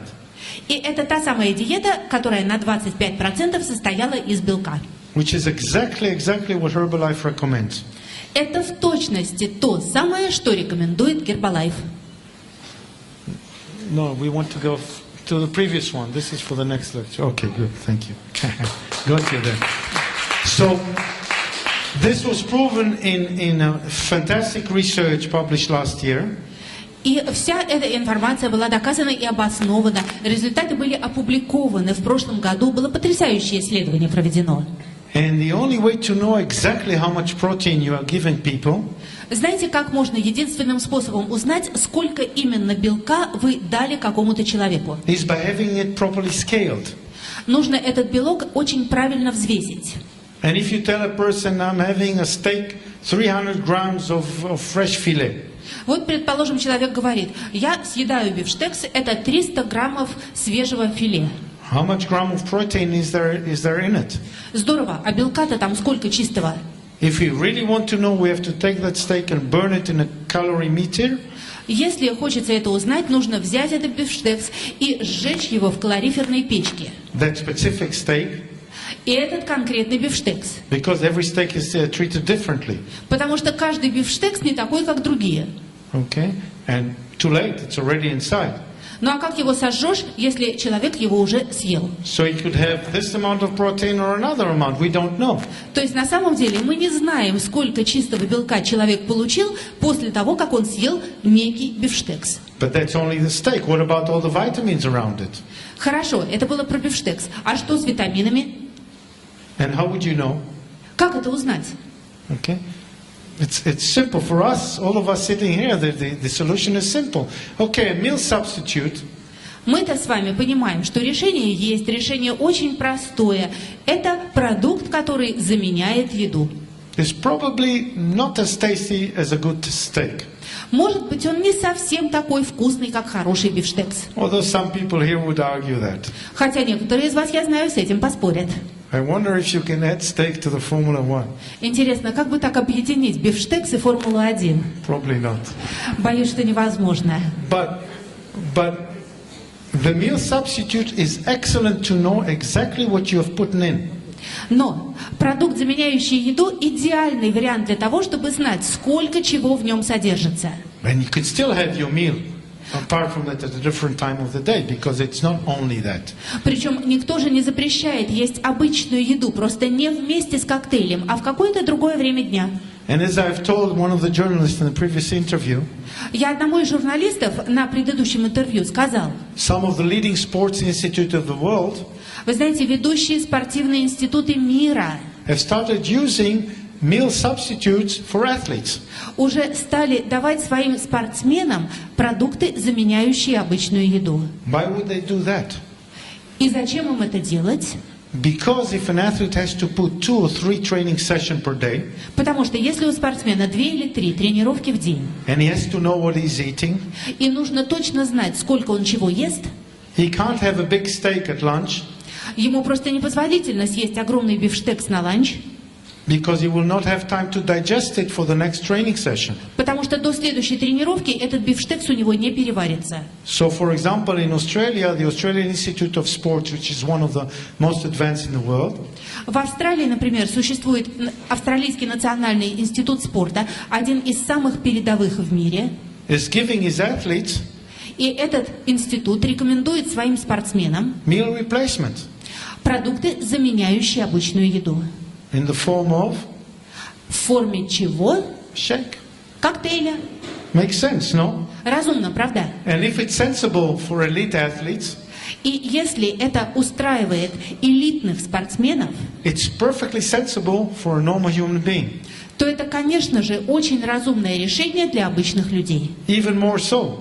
Даже в большей степени, чем для спортсменов. Because with a normal human, we don't have to be so exact about the quantities. Потому что обычному человеку, но все-таки не настолько важно точно, единица в единицу, знать, сколько чего съедено. And we can add a little more banana to the shake. Поэтому мы, простые люди, можем немножко больше бананов добавить в And коктейль. it'll still be okay. И все равно с нами все будет в порядке. Because if we have 20 calories more or less, it doesn't make that much difference. Потому что нам не так важно, ну на 20 калорий больше или меньше. And today we know that what has happened with elite athletes, especially in medicine and nutrition, И мы сегодня знаем, то, что происходит со спортсменами высочайшего класса, особенно в смысле медицины и правильного питания, is exactly what the general population wants. именно это то, что хочет получить обычный простой человек. Okay? And we shall make a stop here, I think, and let you get on, and I come on stage further later and explain a few more things to you. But the principle is that what has made sense some time ago И сейчас мы с вами просто прервемся и через некоторое время вернемся и продолжим с этой самой мысли. Я хочу только сказать вам вдогонку следующее. То, что какое-то время назад предназначено было для избранных, and it's wonderful to say I told you so. Это звучит сегодня, и так приятно сопроводить это фразой «а мы вам говорили». Thank you for the time, Спасибо за нашу первую сессию. and I'll see you later. До встречи совсем скоро. You know that the national sports of new brides and their mothers, National Sports of... of Знаете, new brides and mothers, есть такой национальный вид спорта, да-да, в котором участвуют молодые невесты и их мамы. is to lose weight for the marriage, Это такой национальный вид спорта, похудеть к свадьбе. and then they gain it immediately back А потом тут же все набирается обратно. because it's not a system. Потому что нет системы. The mother gains it around the waist, Причем мама потом набирает себе на талию, and the bride sometimes for good reasons. а невеста иногда набирает вес на очень достойных основаниях. Okay, and of course we're going to use also, we said the protein bars, it's a wonderful, wonderful material. Мы с вами уже упомянули протеиновые батончики. Это совершенно замечательная вещь. Because face it, it's like a candy. Потому что задумайтесь, это похоже на конфету. It's from the protein bars, and believe me, I know a lot of protein bars. Это действительно белковый батончик. Поверьте мне, я видел очень много протеиновых батончиков. It's one of the tastiest without aftertaste. И я их пробовал. Так вот, наш один из самых вкусных. У него такое замечательное послевкусие. And it's only 140 calories. How much is 140 calories? It's like a loaf and a half of bread. A piece and a half of bread. И всего 140 килокалорий. Вы знаете, чему это равно? Но это как 1,5 кусочка хлеба. So it's a wonderful filler if you're hungry and you can't control yourself anymore. Так что это замечательная такая заглушка для голода, если вы действительно проголодались и не можете себя контролировать. Okay, and all the combinations of vitamin C, of antioxidants, vitamin E, vitamin C, coenzyme Q10. И кроме того, это замечательная комбинация, куда входят и витамин С, и антиоксиданты, и витамин Е, и коэнзим 10. And as I was with Dr. Heber is extremely fine advocate of pomegranate juice. А вы знаете, я работал, как я уже говорил, много с доктором Хибером, а он замечательный пропагандист гранатового сока. Which is probably one of the best antioxidants in the world. Гранатовый сок, наверное, один из лучших антиоксидантов в мире. And I'm sure every one of you has a cup a day. Я уверен, что каждый из вас пьет по стакану в день. Or maybe not. Или нет, может быть. Not really, huh? So it's not easily found, but otherwise the pomegranate is excellent. But you have it in a capsule. If you can't go and buy every day a fresh, it has to be fresh glass of pomegranate, have a capsule instead of antioxidants. Да, но, наверное, гранатовый сок не всегда легко найти и купить. Но ладно, у нас есть капсулы. Если у вас не получается раздобыть каждый день по стакану обязательно свежевыжатого гранатового сока, то есть капсула взамен. Принимайте. Одну в день. And Nightworks is one of the biggest inventions in the last 15 years. И кроме того, есть Nightworks. Это одно из лучших изобретений за последние 15 лет. And Professor Louis Ignaro, one of the chief doctors of Herbalife, has got the Nobel Prize for it. И наш доктор, один из наших медиков в Гербалайфе, доктор Луи Игнаро, получил именно за этот продукт Нобелевскую премию.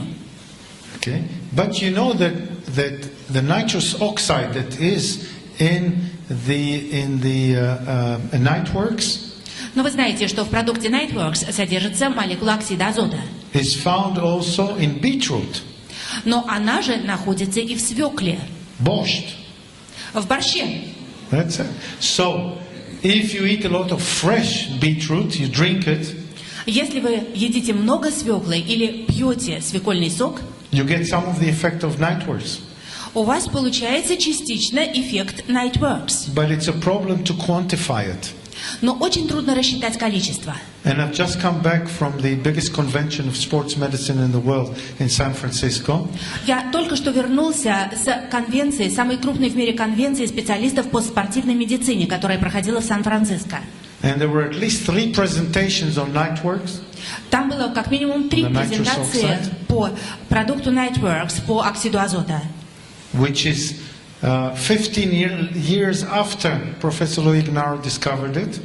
И это все обсуждалось 15 лет после того, как доктор Луи Игнаро обнаружил эффект молекулы оксида азота. To show how excellent this material is and how indispensable it is to protect us. И теперь все говорят о том, насколько необходим, насколько незаменим этот материал для того, чтобы защищать человеческий организм. So again, Herbalife was a little bit ahead of time. Так что, видите, Гербалайф снова совсем немножко опередил время. And isn't it wonderful to say I told you so? И снова я с удовольствием говорю, а мы вам говорили. Yeah. So here it happens again.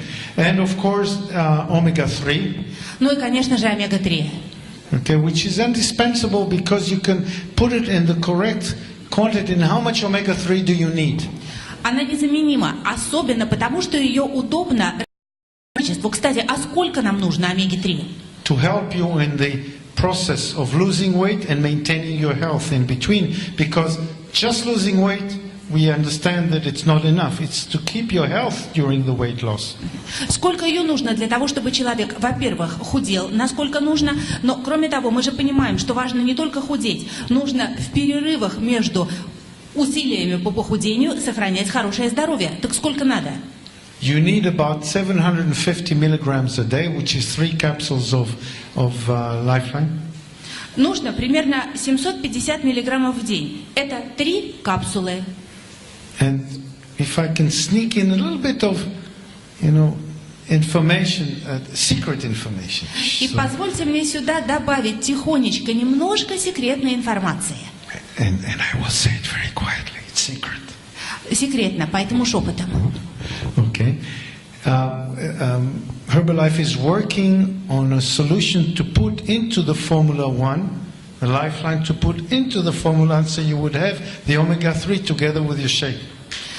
Сейчас разрабатывается возможность добавить в Формулу-1 нужное количество омеги-3, чтобы все это можно было принимать в виде коктейля. And it's a fantastic idea. Потрясающая идея. Okay. And of course, for hydration and energy, we have the lift of the energy and much more.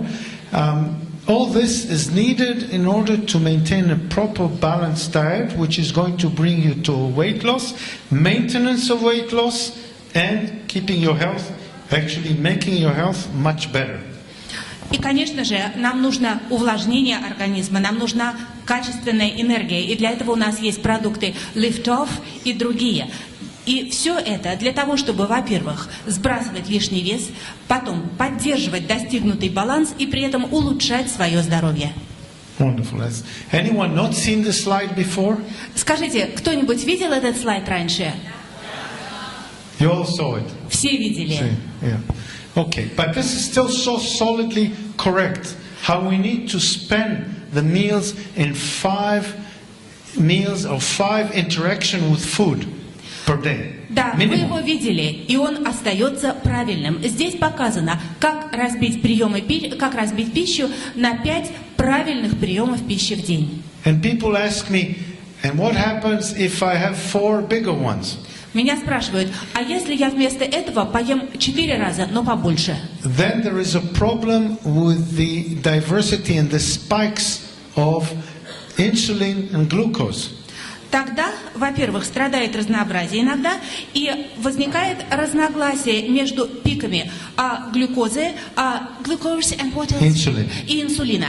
Because we want to prevent, when we are keeping our health and losing weight, we want to prevent being up and down and up and down. We don't want to be too full and we don't want to be hungry.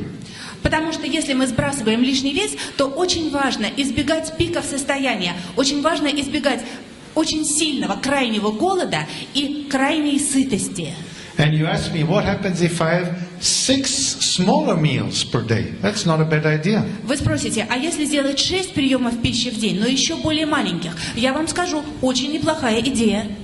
And here is just an example, and I'll go over it for a second, on how to balance your diet and have all the correct nutrients in those 5 meals. И сейчас я вам покажу, как можно сделать 5 приемов пищи и при этом сбалансировать все необходимые питательные вещества. And this is in the process of losing weight, И все это можно делать в процессе похудения or in keeping the correct weight. или в процессе поддержания нужного вам веса. And it's not the Bible, it can be argued a bit. Причем то, что я скажу, это вовсе не Библия, об этом можно спорить. Okay, and you can play with it. The nice part is that you have some flexibility with us. И что самое приятное, этот подход допускает гибкость. Тут можно играть компонентами. So a shake in the morning, and we'll explain later on, further on in the lecture, why a shake in the morning. Итак, коктейль утром. Я потом подробнее объясню, почему именно коктейль и именно утром. Is an extremely smart idea. Это совершенно гениальная идея. Yes, you could have a big meal in the morning with all the vegetables and the fruits and everything. Да, конечно, можно устроить себе утром большой завтрак, где будут и фрукты, и овощи, и все-все-все.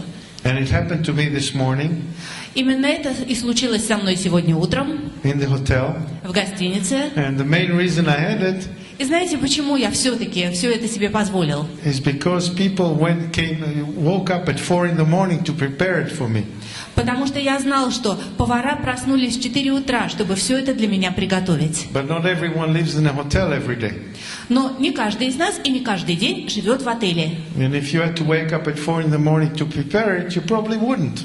Если бы вам самому приходилось вставать в 4 утра, чтобы приготовить себе еду, вы, наверное, не стали бы этого делать. So we need a smart solution to keep us going. Значит, нам нужно какое-то умное решение, чтобы запустить себя с утра. And to tell you the truth, it's very nice if in a house that eats a shake for breakfast. И совершенно замечательно, если в семье едят коктейль на завтрак. Which, like, if you really want to make it gourmet, Потому что его же можно сделать по-настоящему гурманским блюдом. and you waste your time while preparing it, Вот, но на это нужно потратить время. maximum 10 minutes, И время это будет 10 минут максимум. and the whole house can enjoy it. И вся семья может наслаждаться. Okay, so this is a family thing a little bit. Так что это вполне такая семейная идея. You can take turns doing it, И члены семьи могут готовить завтрак такой по очереди. but it makes sense, and I'll show you later on why it makes sense. Но это очень разумная идея, и я вам скоро докажу, почему. Okay, and then you have to break it once you had your breakfast. Ну вот хорошо, вы позавтракали. It takes about 3 hours till your sugar comes down, Пройдет примерно 3 часа, и уровень сахара в and you need крови to resupply the body. снизится, и нужно будет снова что-то в организм поставлять. And fruit sugar is excellent for that. This is why we recommend having some fruit. Для этого очень хорошо подходит фруктоза. Именно поэтому мы рекомендуем через 3 часа какое-то количество фруктов. And you're asking me, is it possible to have something else instead of the fruit, like a bar, a protein bar, or any of the sort? The answer is yes, but you need something solid in order to get there. И вы часто спрашиваете, хорошо, а можно кроме фруктов еще что-нибудь? Ну, например, батончик протеиновый. Мы отвечаем, да, но важно, чтобы это была какая-то плотная, твердая пища. Okay. And then comes lunchtime. Дальше наступает время обеда. And that really depends where you work. И решение обеда зависит от того, где вы работаете. Because if you work in a factory or in an organized place, Если вы работаете на фабрике или на какой-то работе, где все организовано, most of the times there'll be an organized meal. то в большинстве случаев питание организовано для работников. And I remember when I used to work at the National Institute for Sports, Помню, когда я работал в Национальном институте спорта, comes lunchtime and I was hungry. вот наступает время обеда, и я чувствую, что я голоден. Because of a habit, rather than because I was really hungry. Скорее из-за привычки, а не потому, что я действительно был голоден. And there was not once И не единожды that I finished the meal я заканчивал свою еду and I did not say, I eaten too much. и никогда не говорил себе, что я переел. Because when food is placed in front of you, you eat it. Потому что когда перед вами ставят еду, вы ее просто съедаете. So this is why if you work in a control place, you want to keep your weight down and you want to start losing it, you have to find an alternative. Так что если вы работаете там, где питание организовано, и вы хотите при этом либо сбросить лишний вес, либо удерживать желаемый, нужно придумать, найти какую-то альтернативу.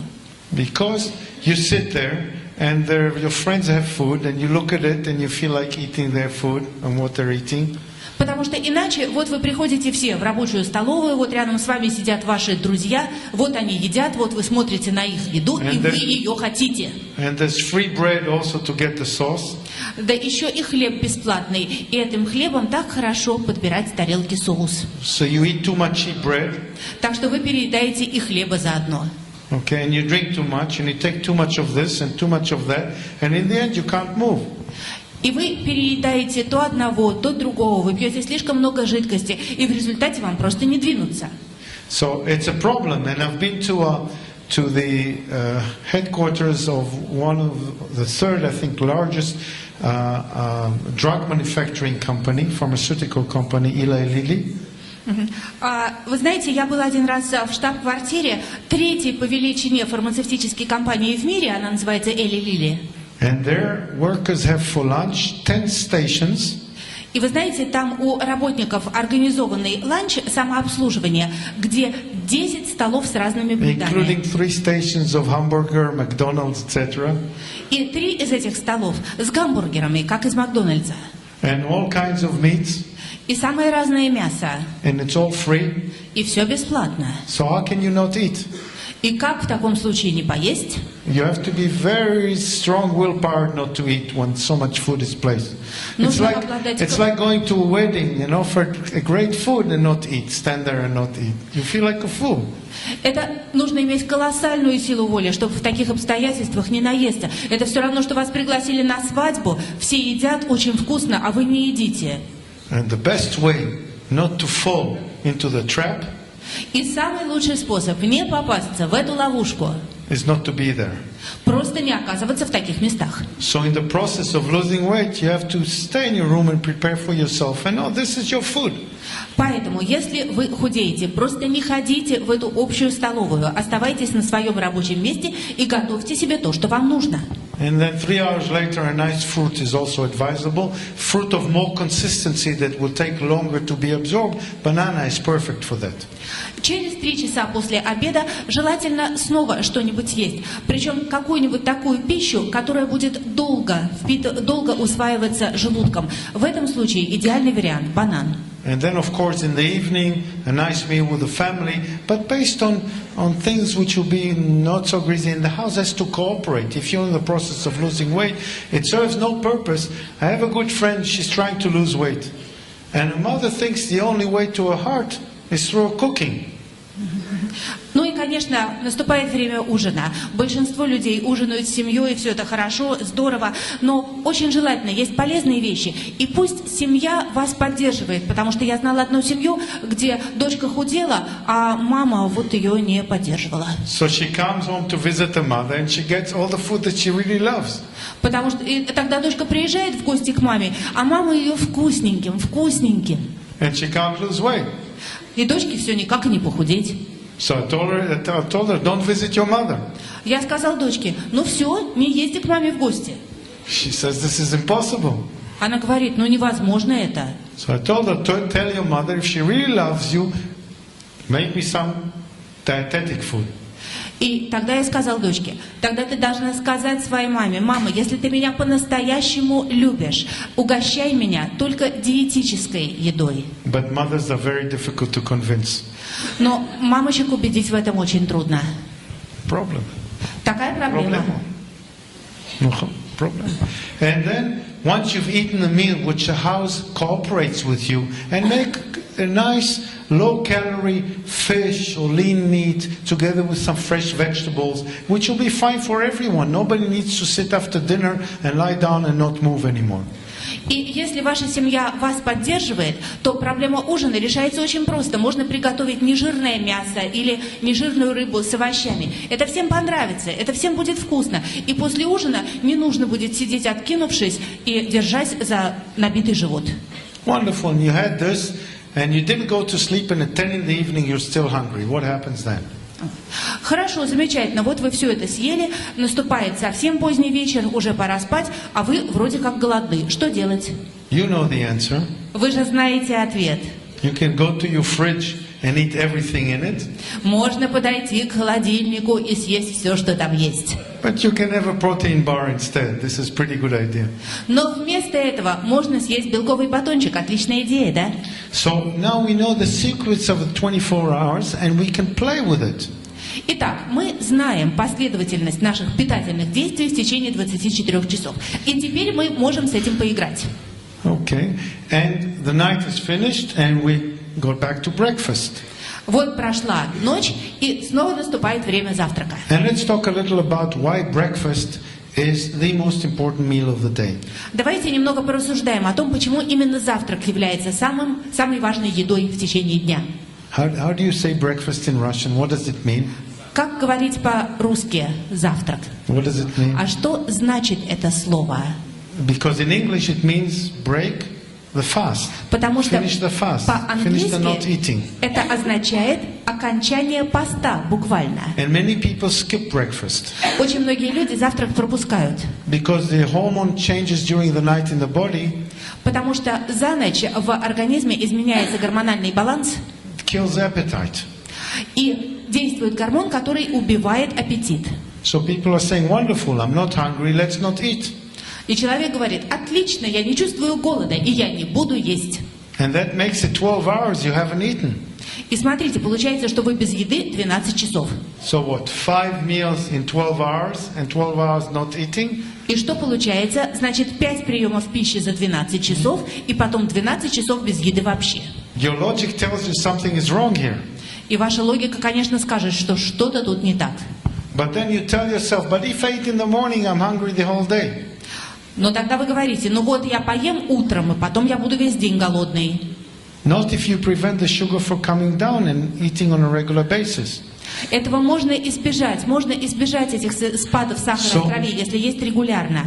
So the healthy breakfast provides essential nutrient after your body has switched to a different metabolism. It has finished most of its sugar. Итак, смотрите, происходят изменения в скорости обмена веществ. К утру организм израсходовал все запасы сахара, ну почти. And it's starting to eat a little bit of proteins. Начинает уже поглощать протеины, белки. Proteins from muscles, which you don't want to lose. Но откуда организм берет белки? Из мускулов, а мы же не хотим там терять. And that is why in the morning many times your urine is more concentrated. Кстати, именно поэтому очень часто утром у человека моча более концентрированная. Okay? And you want to make sure that this breaks. И, конечно, нужно эту тенденцию прервать. Okay? And we know also that people who don't eat breakfast, мы знаем, что те люди, которые вообще не завтракают, from research that has tested them in the mornings, было проведено исследование, в ходе которого проверялось состояние человека по утрам. For example, like students in schools and high schools and in university have less cognitive ability. Проверялось большое количество студентов и школьников на когнитивные способности по утру. So we know why we should eat breakfast. И эти способности были сильно уменьшенные, поэтому мы знаем, что завтракать нужно. And let's see what your body needs for breakfast. Посмотрим, что организму нужно на завтрак. Okay, quite a lot. Нужно много. All right, and we see that we need macronutrients, which are protein, carbohydrates, fiber, and fats. Мы видим, что нам нужны макронутриенты, макропитательные вещества, белки, углеводы, клетчатка, жиры. And we need the micro, vitamins, minerals, and trace elements. И нам нужны микропитательные вещества, витамины, минералы и микроэлементы. Okay, and we need water, of course. Ну и вода, конечно. Okay, and to produce all that in one meal is again a very difficult job.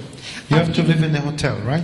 Объединить все это в одном приеме пищи очень-очень трудно. Для этого нужно жить в гостинице, причем в очень хорошей. And why do we need all this? А почему нам нужно все это? Okay, because our body uses all the macronutrients during the night.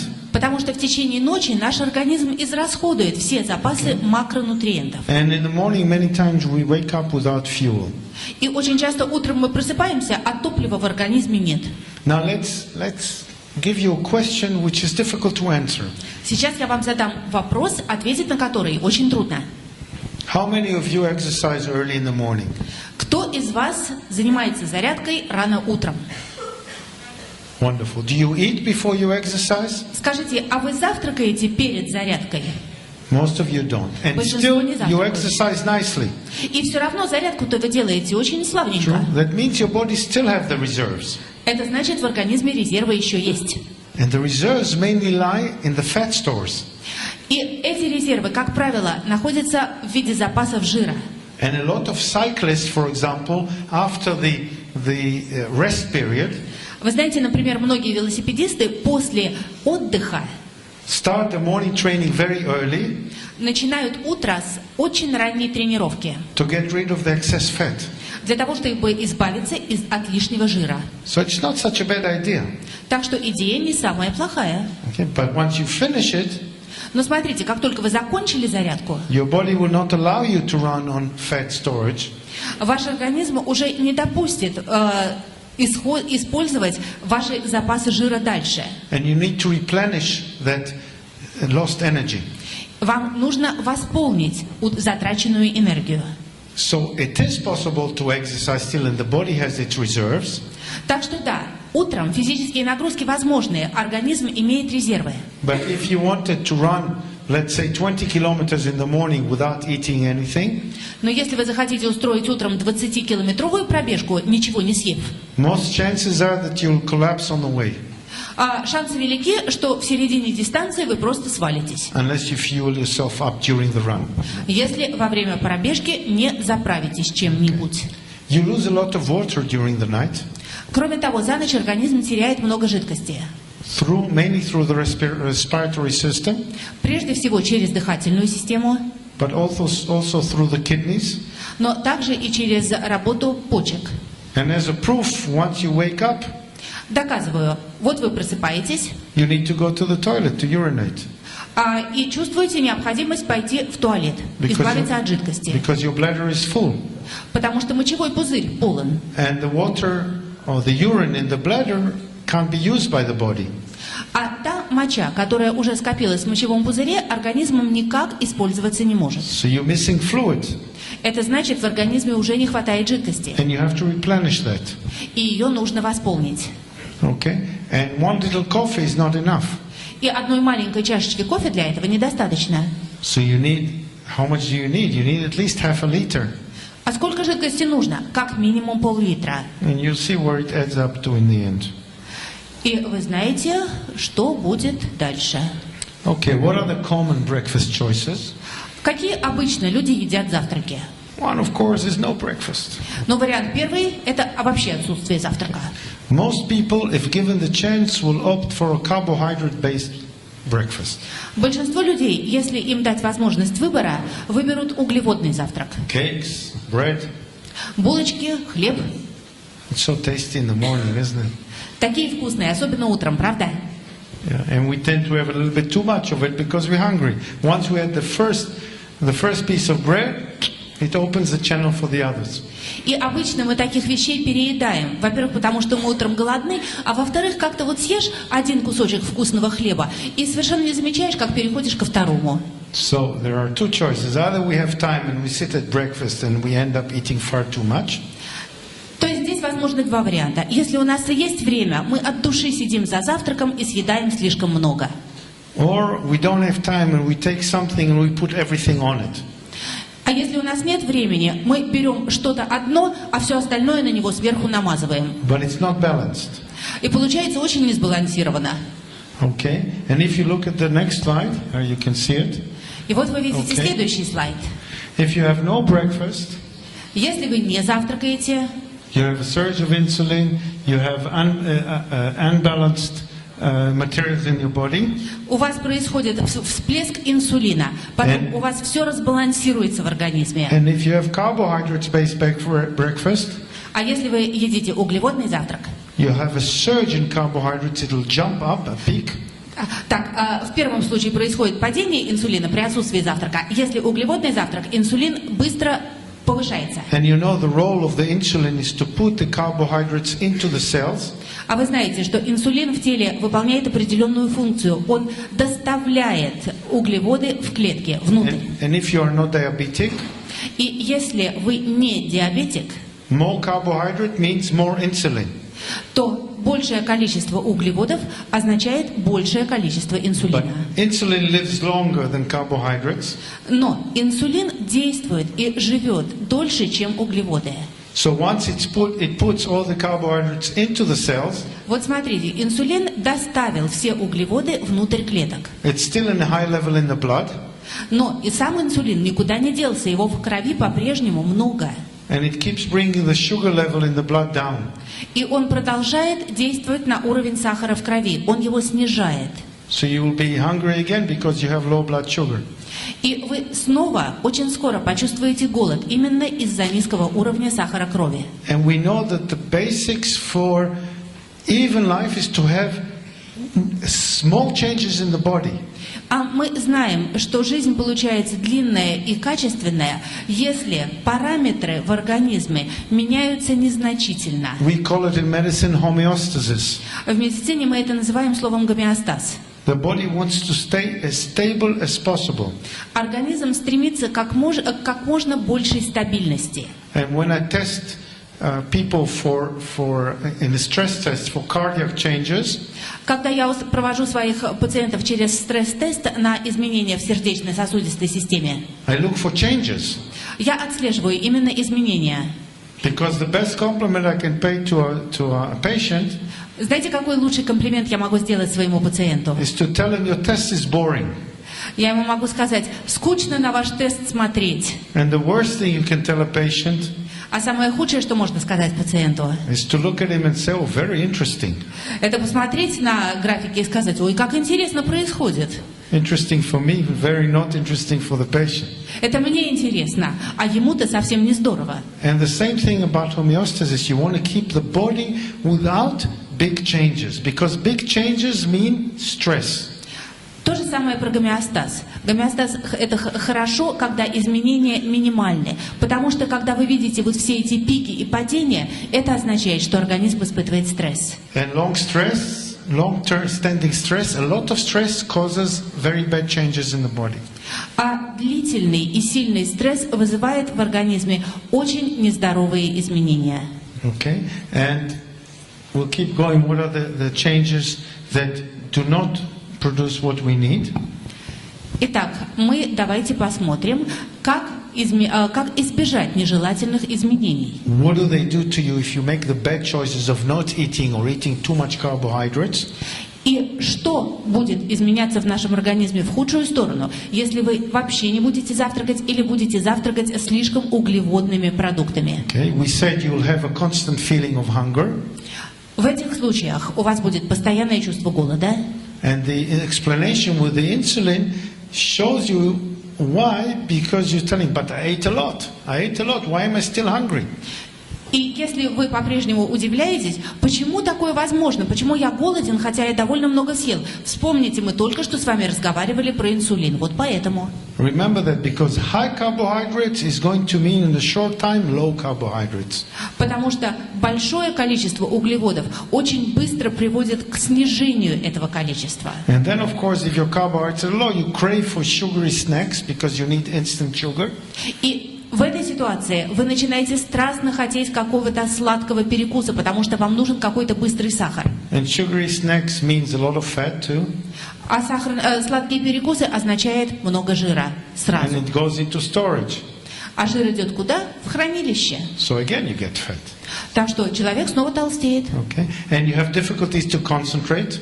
Кроме того, сложно сконцентрировать внимание. And then you tell yourself, but I had a lot of sugar. Why don't I have the energy? И вы удивляетесь, я столько сладкого съел, а энергии и сил совершенно нет. You had energy, but for a little short amount of time, and now you don't have it anymore. У вас была энергия, но ее хватило на очень короткое время, и все, она кончилась, ее нет. And of course, it affects also your brain function, and you tend to forget things. Кроме того, все это влияет на функции мозга. Вы становитесь забывчивым. And you tend to have mood swings, and you tend to be irritable. That means you lose your temper very quickly. Кроме того, вас преследуют перепады настроения и особенно раздражительность. And you tend to be quite unsufferable to your partners or to work just because your mood is changes, just because you're hungry. You're hungry because your sugar is low. But your sugar is low because you caused it. И вы становитесь совершенно невыносимым для своих близких, для своих коллег по работе.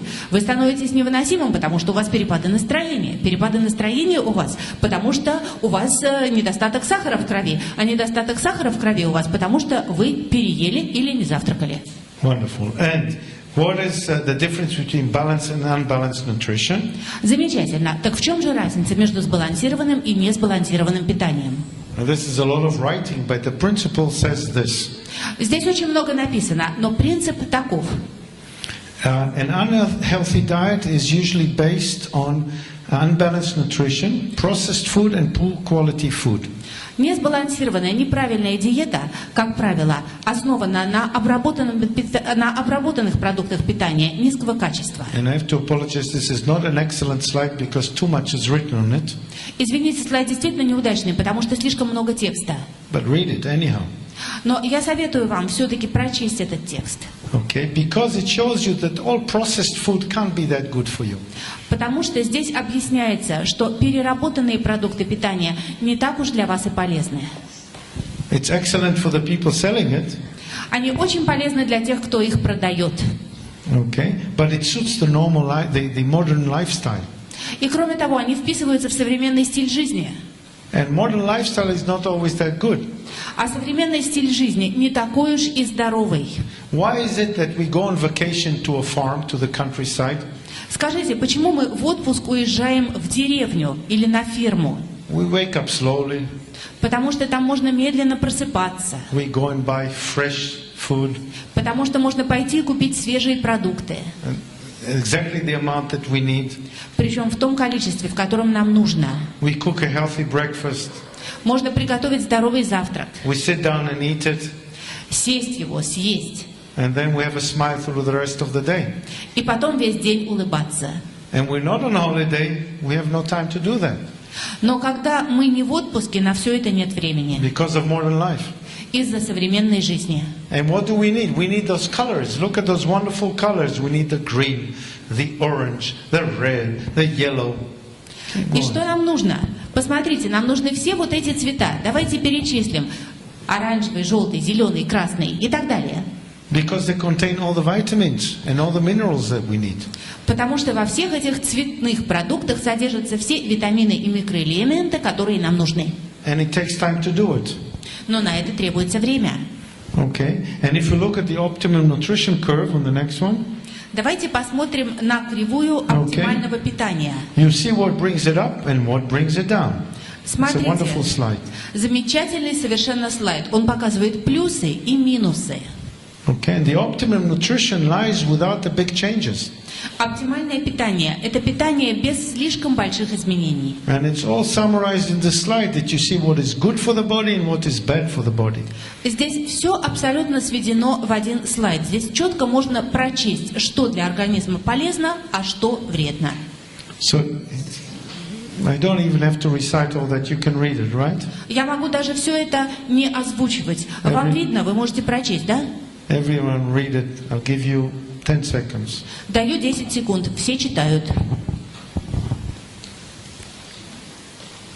7, 6, 5, 4, 3, 2, 1. I'll leave it on for a couple of seconds so you can see what is good for your body, and you know all that. There is not one person in the room that doesn't know all that, but to see it in front of you emphasizes for you.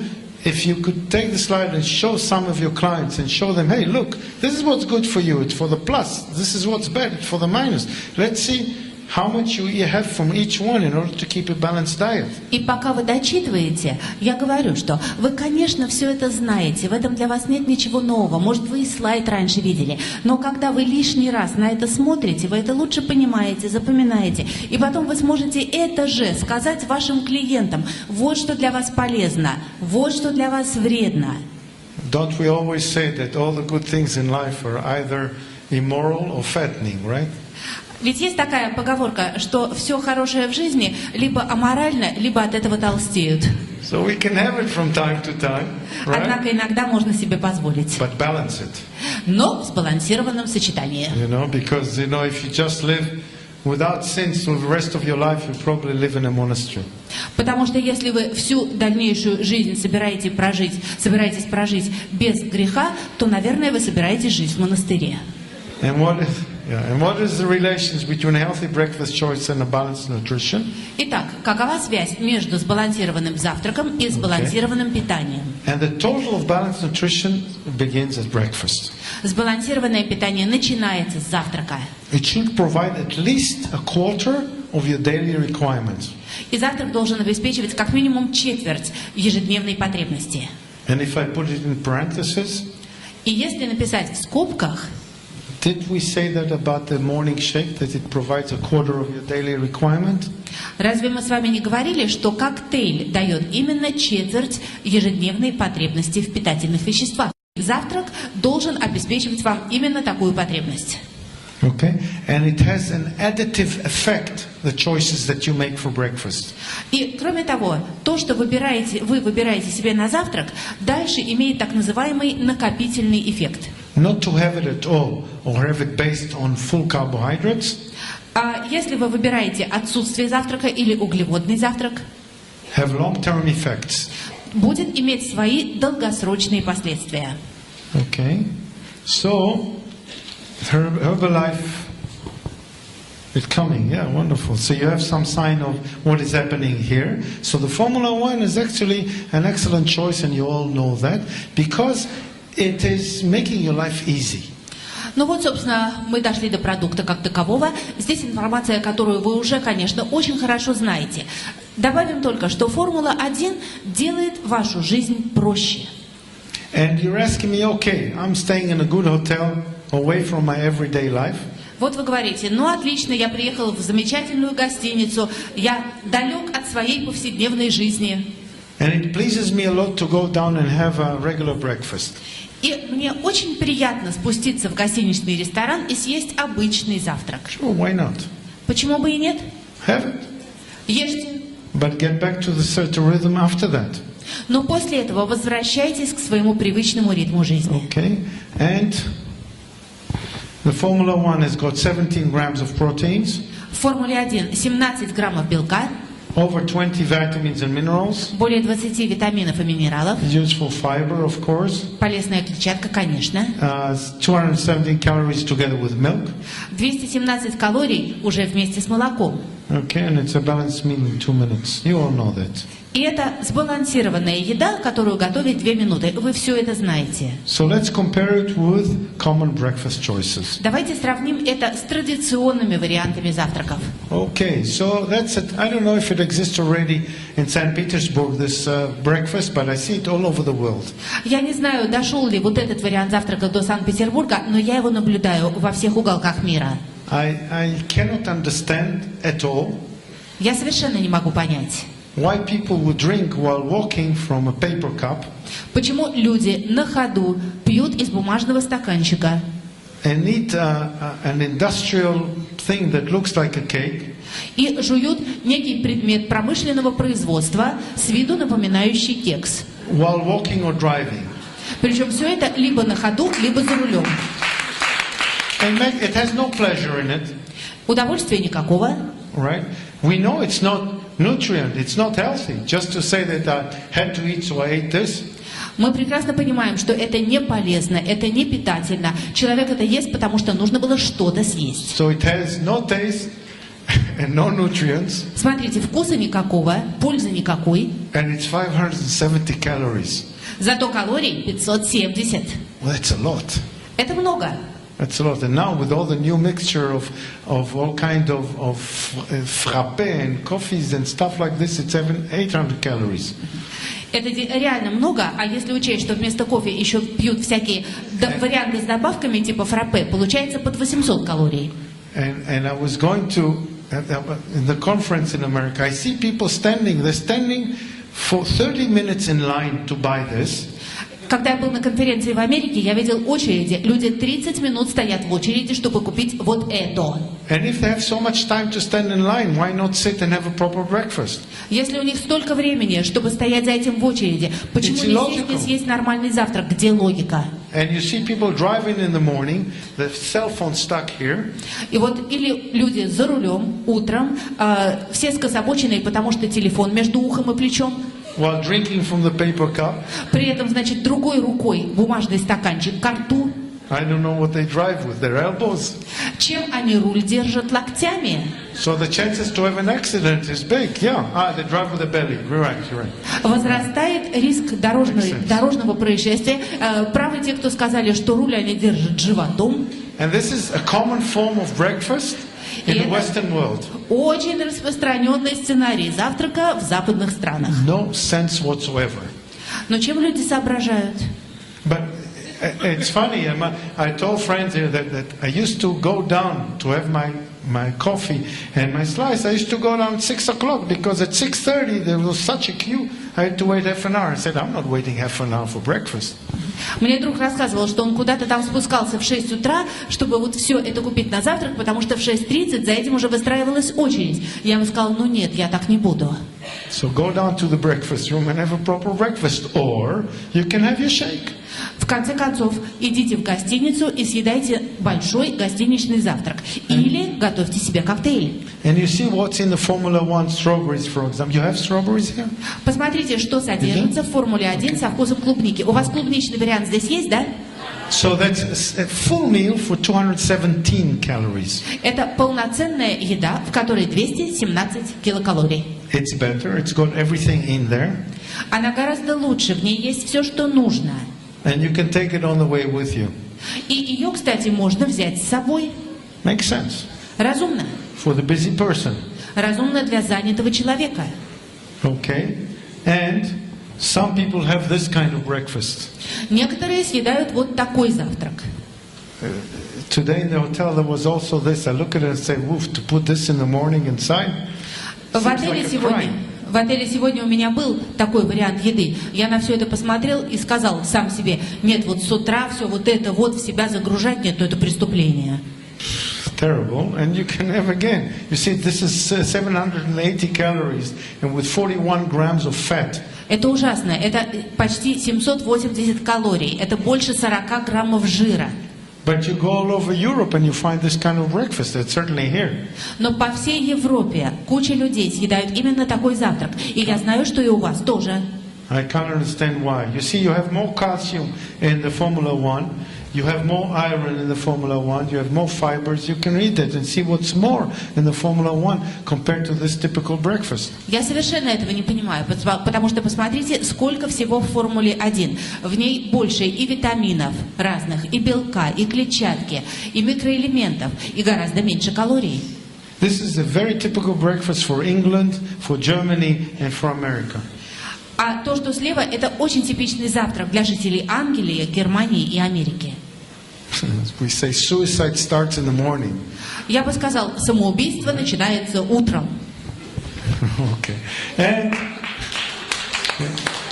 well, your decisions start in the morning, and when you decide, you know, there's a saying, you are what you eat. And if you decide to eat pure fat for the morning, this is what you're going to be. На самом деле, я бы сказал, что все решения начинаются с утра. Есть такая фраза: ты есть то, что ты ешь. Вот если человек решает наесться жирного с утра, ну вот жирным он и будет. Okay. And you can have regular water. Кроме того, можно пить обычную воду. And water is excellent. Вода – это прекрасно. Okay, but you can have improved water. Но можно пить улучшенный вариант воды. And that's why you have the herbal tea concentrate. Именно для этого у нас и существует концентрат травяного чая. It's, it tastes better than water. You can drink more of it. И вкус приятнее, чем у простой воды, и выпить можно больше. It's got some energetics in it. Включены энергетические компоненты. Usually through caffeine. Обычно это кофеин в том числе. And let me tell you, if your customers ask you about caffeine, doesn't it have caffeine in it? You should know that. Кстати, когда ваши клиенты спрашивают, есть ли в этом напитке кофеин, и вы должны им ответить, то вам необходимо знать следующее. Coffee is back on top. Back on top? Back on top. Now it sits up top in the scale of the good things. Вы знаете, кофе вернулся на ведущие позиции. Кофе снова считается полезным. There have been so many articles published in the last year. За последние годы опубликовано столько статей, That have shown that coffee is excellent to prevent strokes, в которых доказано, что кофе предупреждает инсульты, arrhythmias in the heart, помогает бороться с аритмией, it increases your metabolism, увеличивает скорость обмена веществ and plays a part in preventing even some sort of cancers. и частично помогает предотвращать некоторые виды рака. So if people ask you, yes, but it's got coffee, you say coffee is excellent for you. И если люди будут говорить, что «Ой, у вас там кофеин содержится», вы говорите, доказано, кофе – это полезно. Today we became firm believers in coffee because so much medical evidence is there to show it. И сейчас мы снова стали приверженцами кофе, потому что очень массивные медицинские доказательства свидетельствуют о его пользе. And when coffee arrived in Europe in the 16th century, В XVI веке кофе появился в Европе it was considered to be medicinal. и считался лекарством. So now it's back on top. Так что сейчас он вернулся на лидерские позиции. Okay. And we have a lot of stuff in Herbalife that is on aloe vera concentrates. Вы знаете, что у нас в Гербалайф есть еще много чего, в том числе и концентрат алоэ. But it depends on which part of the plant. Нужно понимать, что этот напиток можно делать не из любой части растения. And the one that Herbalife uses is from the good part of the plant. Гербалайф использует полезную часть растения. Where the concentration is better and the material, the ingredients are more active. Там, где большая концентрация активных веществ, и эти вещества более полезные, чем в других частях растения. Up to the point where 96% of the drink is from aloe vera gel. На самом деле 96% всего этого напитка – это гель алоэ вера. And you're asking, is this good or is it not good? Вы спрашиваете, а это полезно или не полезно? Well, it's not a magic thing. Отвечу так. Это, конечно, не волшебный напиток. But if you get injured in the skin, но если вы повредили кожу, most of the creams you would put on to soothe it, to make it better, is aloe vera. То большинство кремов, которые борются с повреждениями кожи, основаны на алоэ. And all the companies are using it. Этот компонент используют все компании. And it's been shown that it has no internal damage or no internal danger to humans. И доказано, что алоэ вера никак не вредит никаким частям человеческого организма. So it makes sense that it also help to soothe things from the inside. А значит, разумно предположить, что можно принимать его внутрь, для того, чтобы успокоить какие-то внутренние повреждения. This is a logical course of events. И совершенно логично мы пошли по этому пути. It's another product that makes sense. Наши продукты основаны на разумной логике. And again, it's based on trial and error for everyone. If you like it, if it makes you feel good, use it. If you don't like it, you don't have to use it. И опять-таки к вопросу о здравом смысле. Попробуйте. Если вам нравится, если вам помогает, используйте этот продукт. Если не нравится, если не приносит пользы, не используйте. But it certainly would not harm your clients. Но совершенно точно ни вам, ни вашим клиентам он не повредит. And as we say in medicine, primum non nocere. И как мы говорим в медицине по латыни, first do not harm. В первую очередь не навредить. If you know you give someone something that might help, but certainly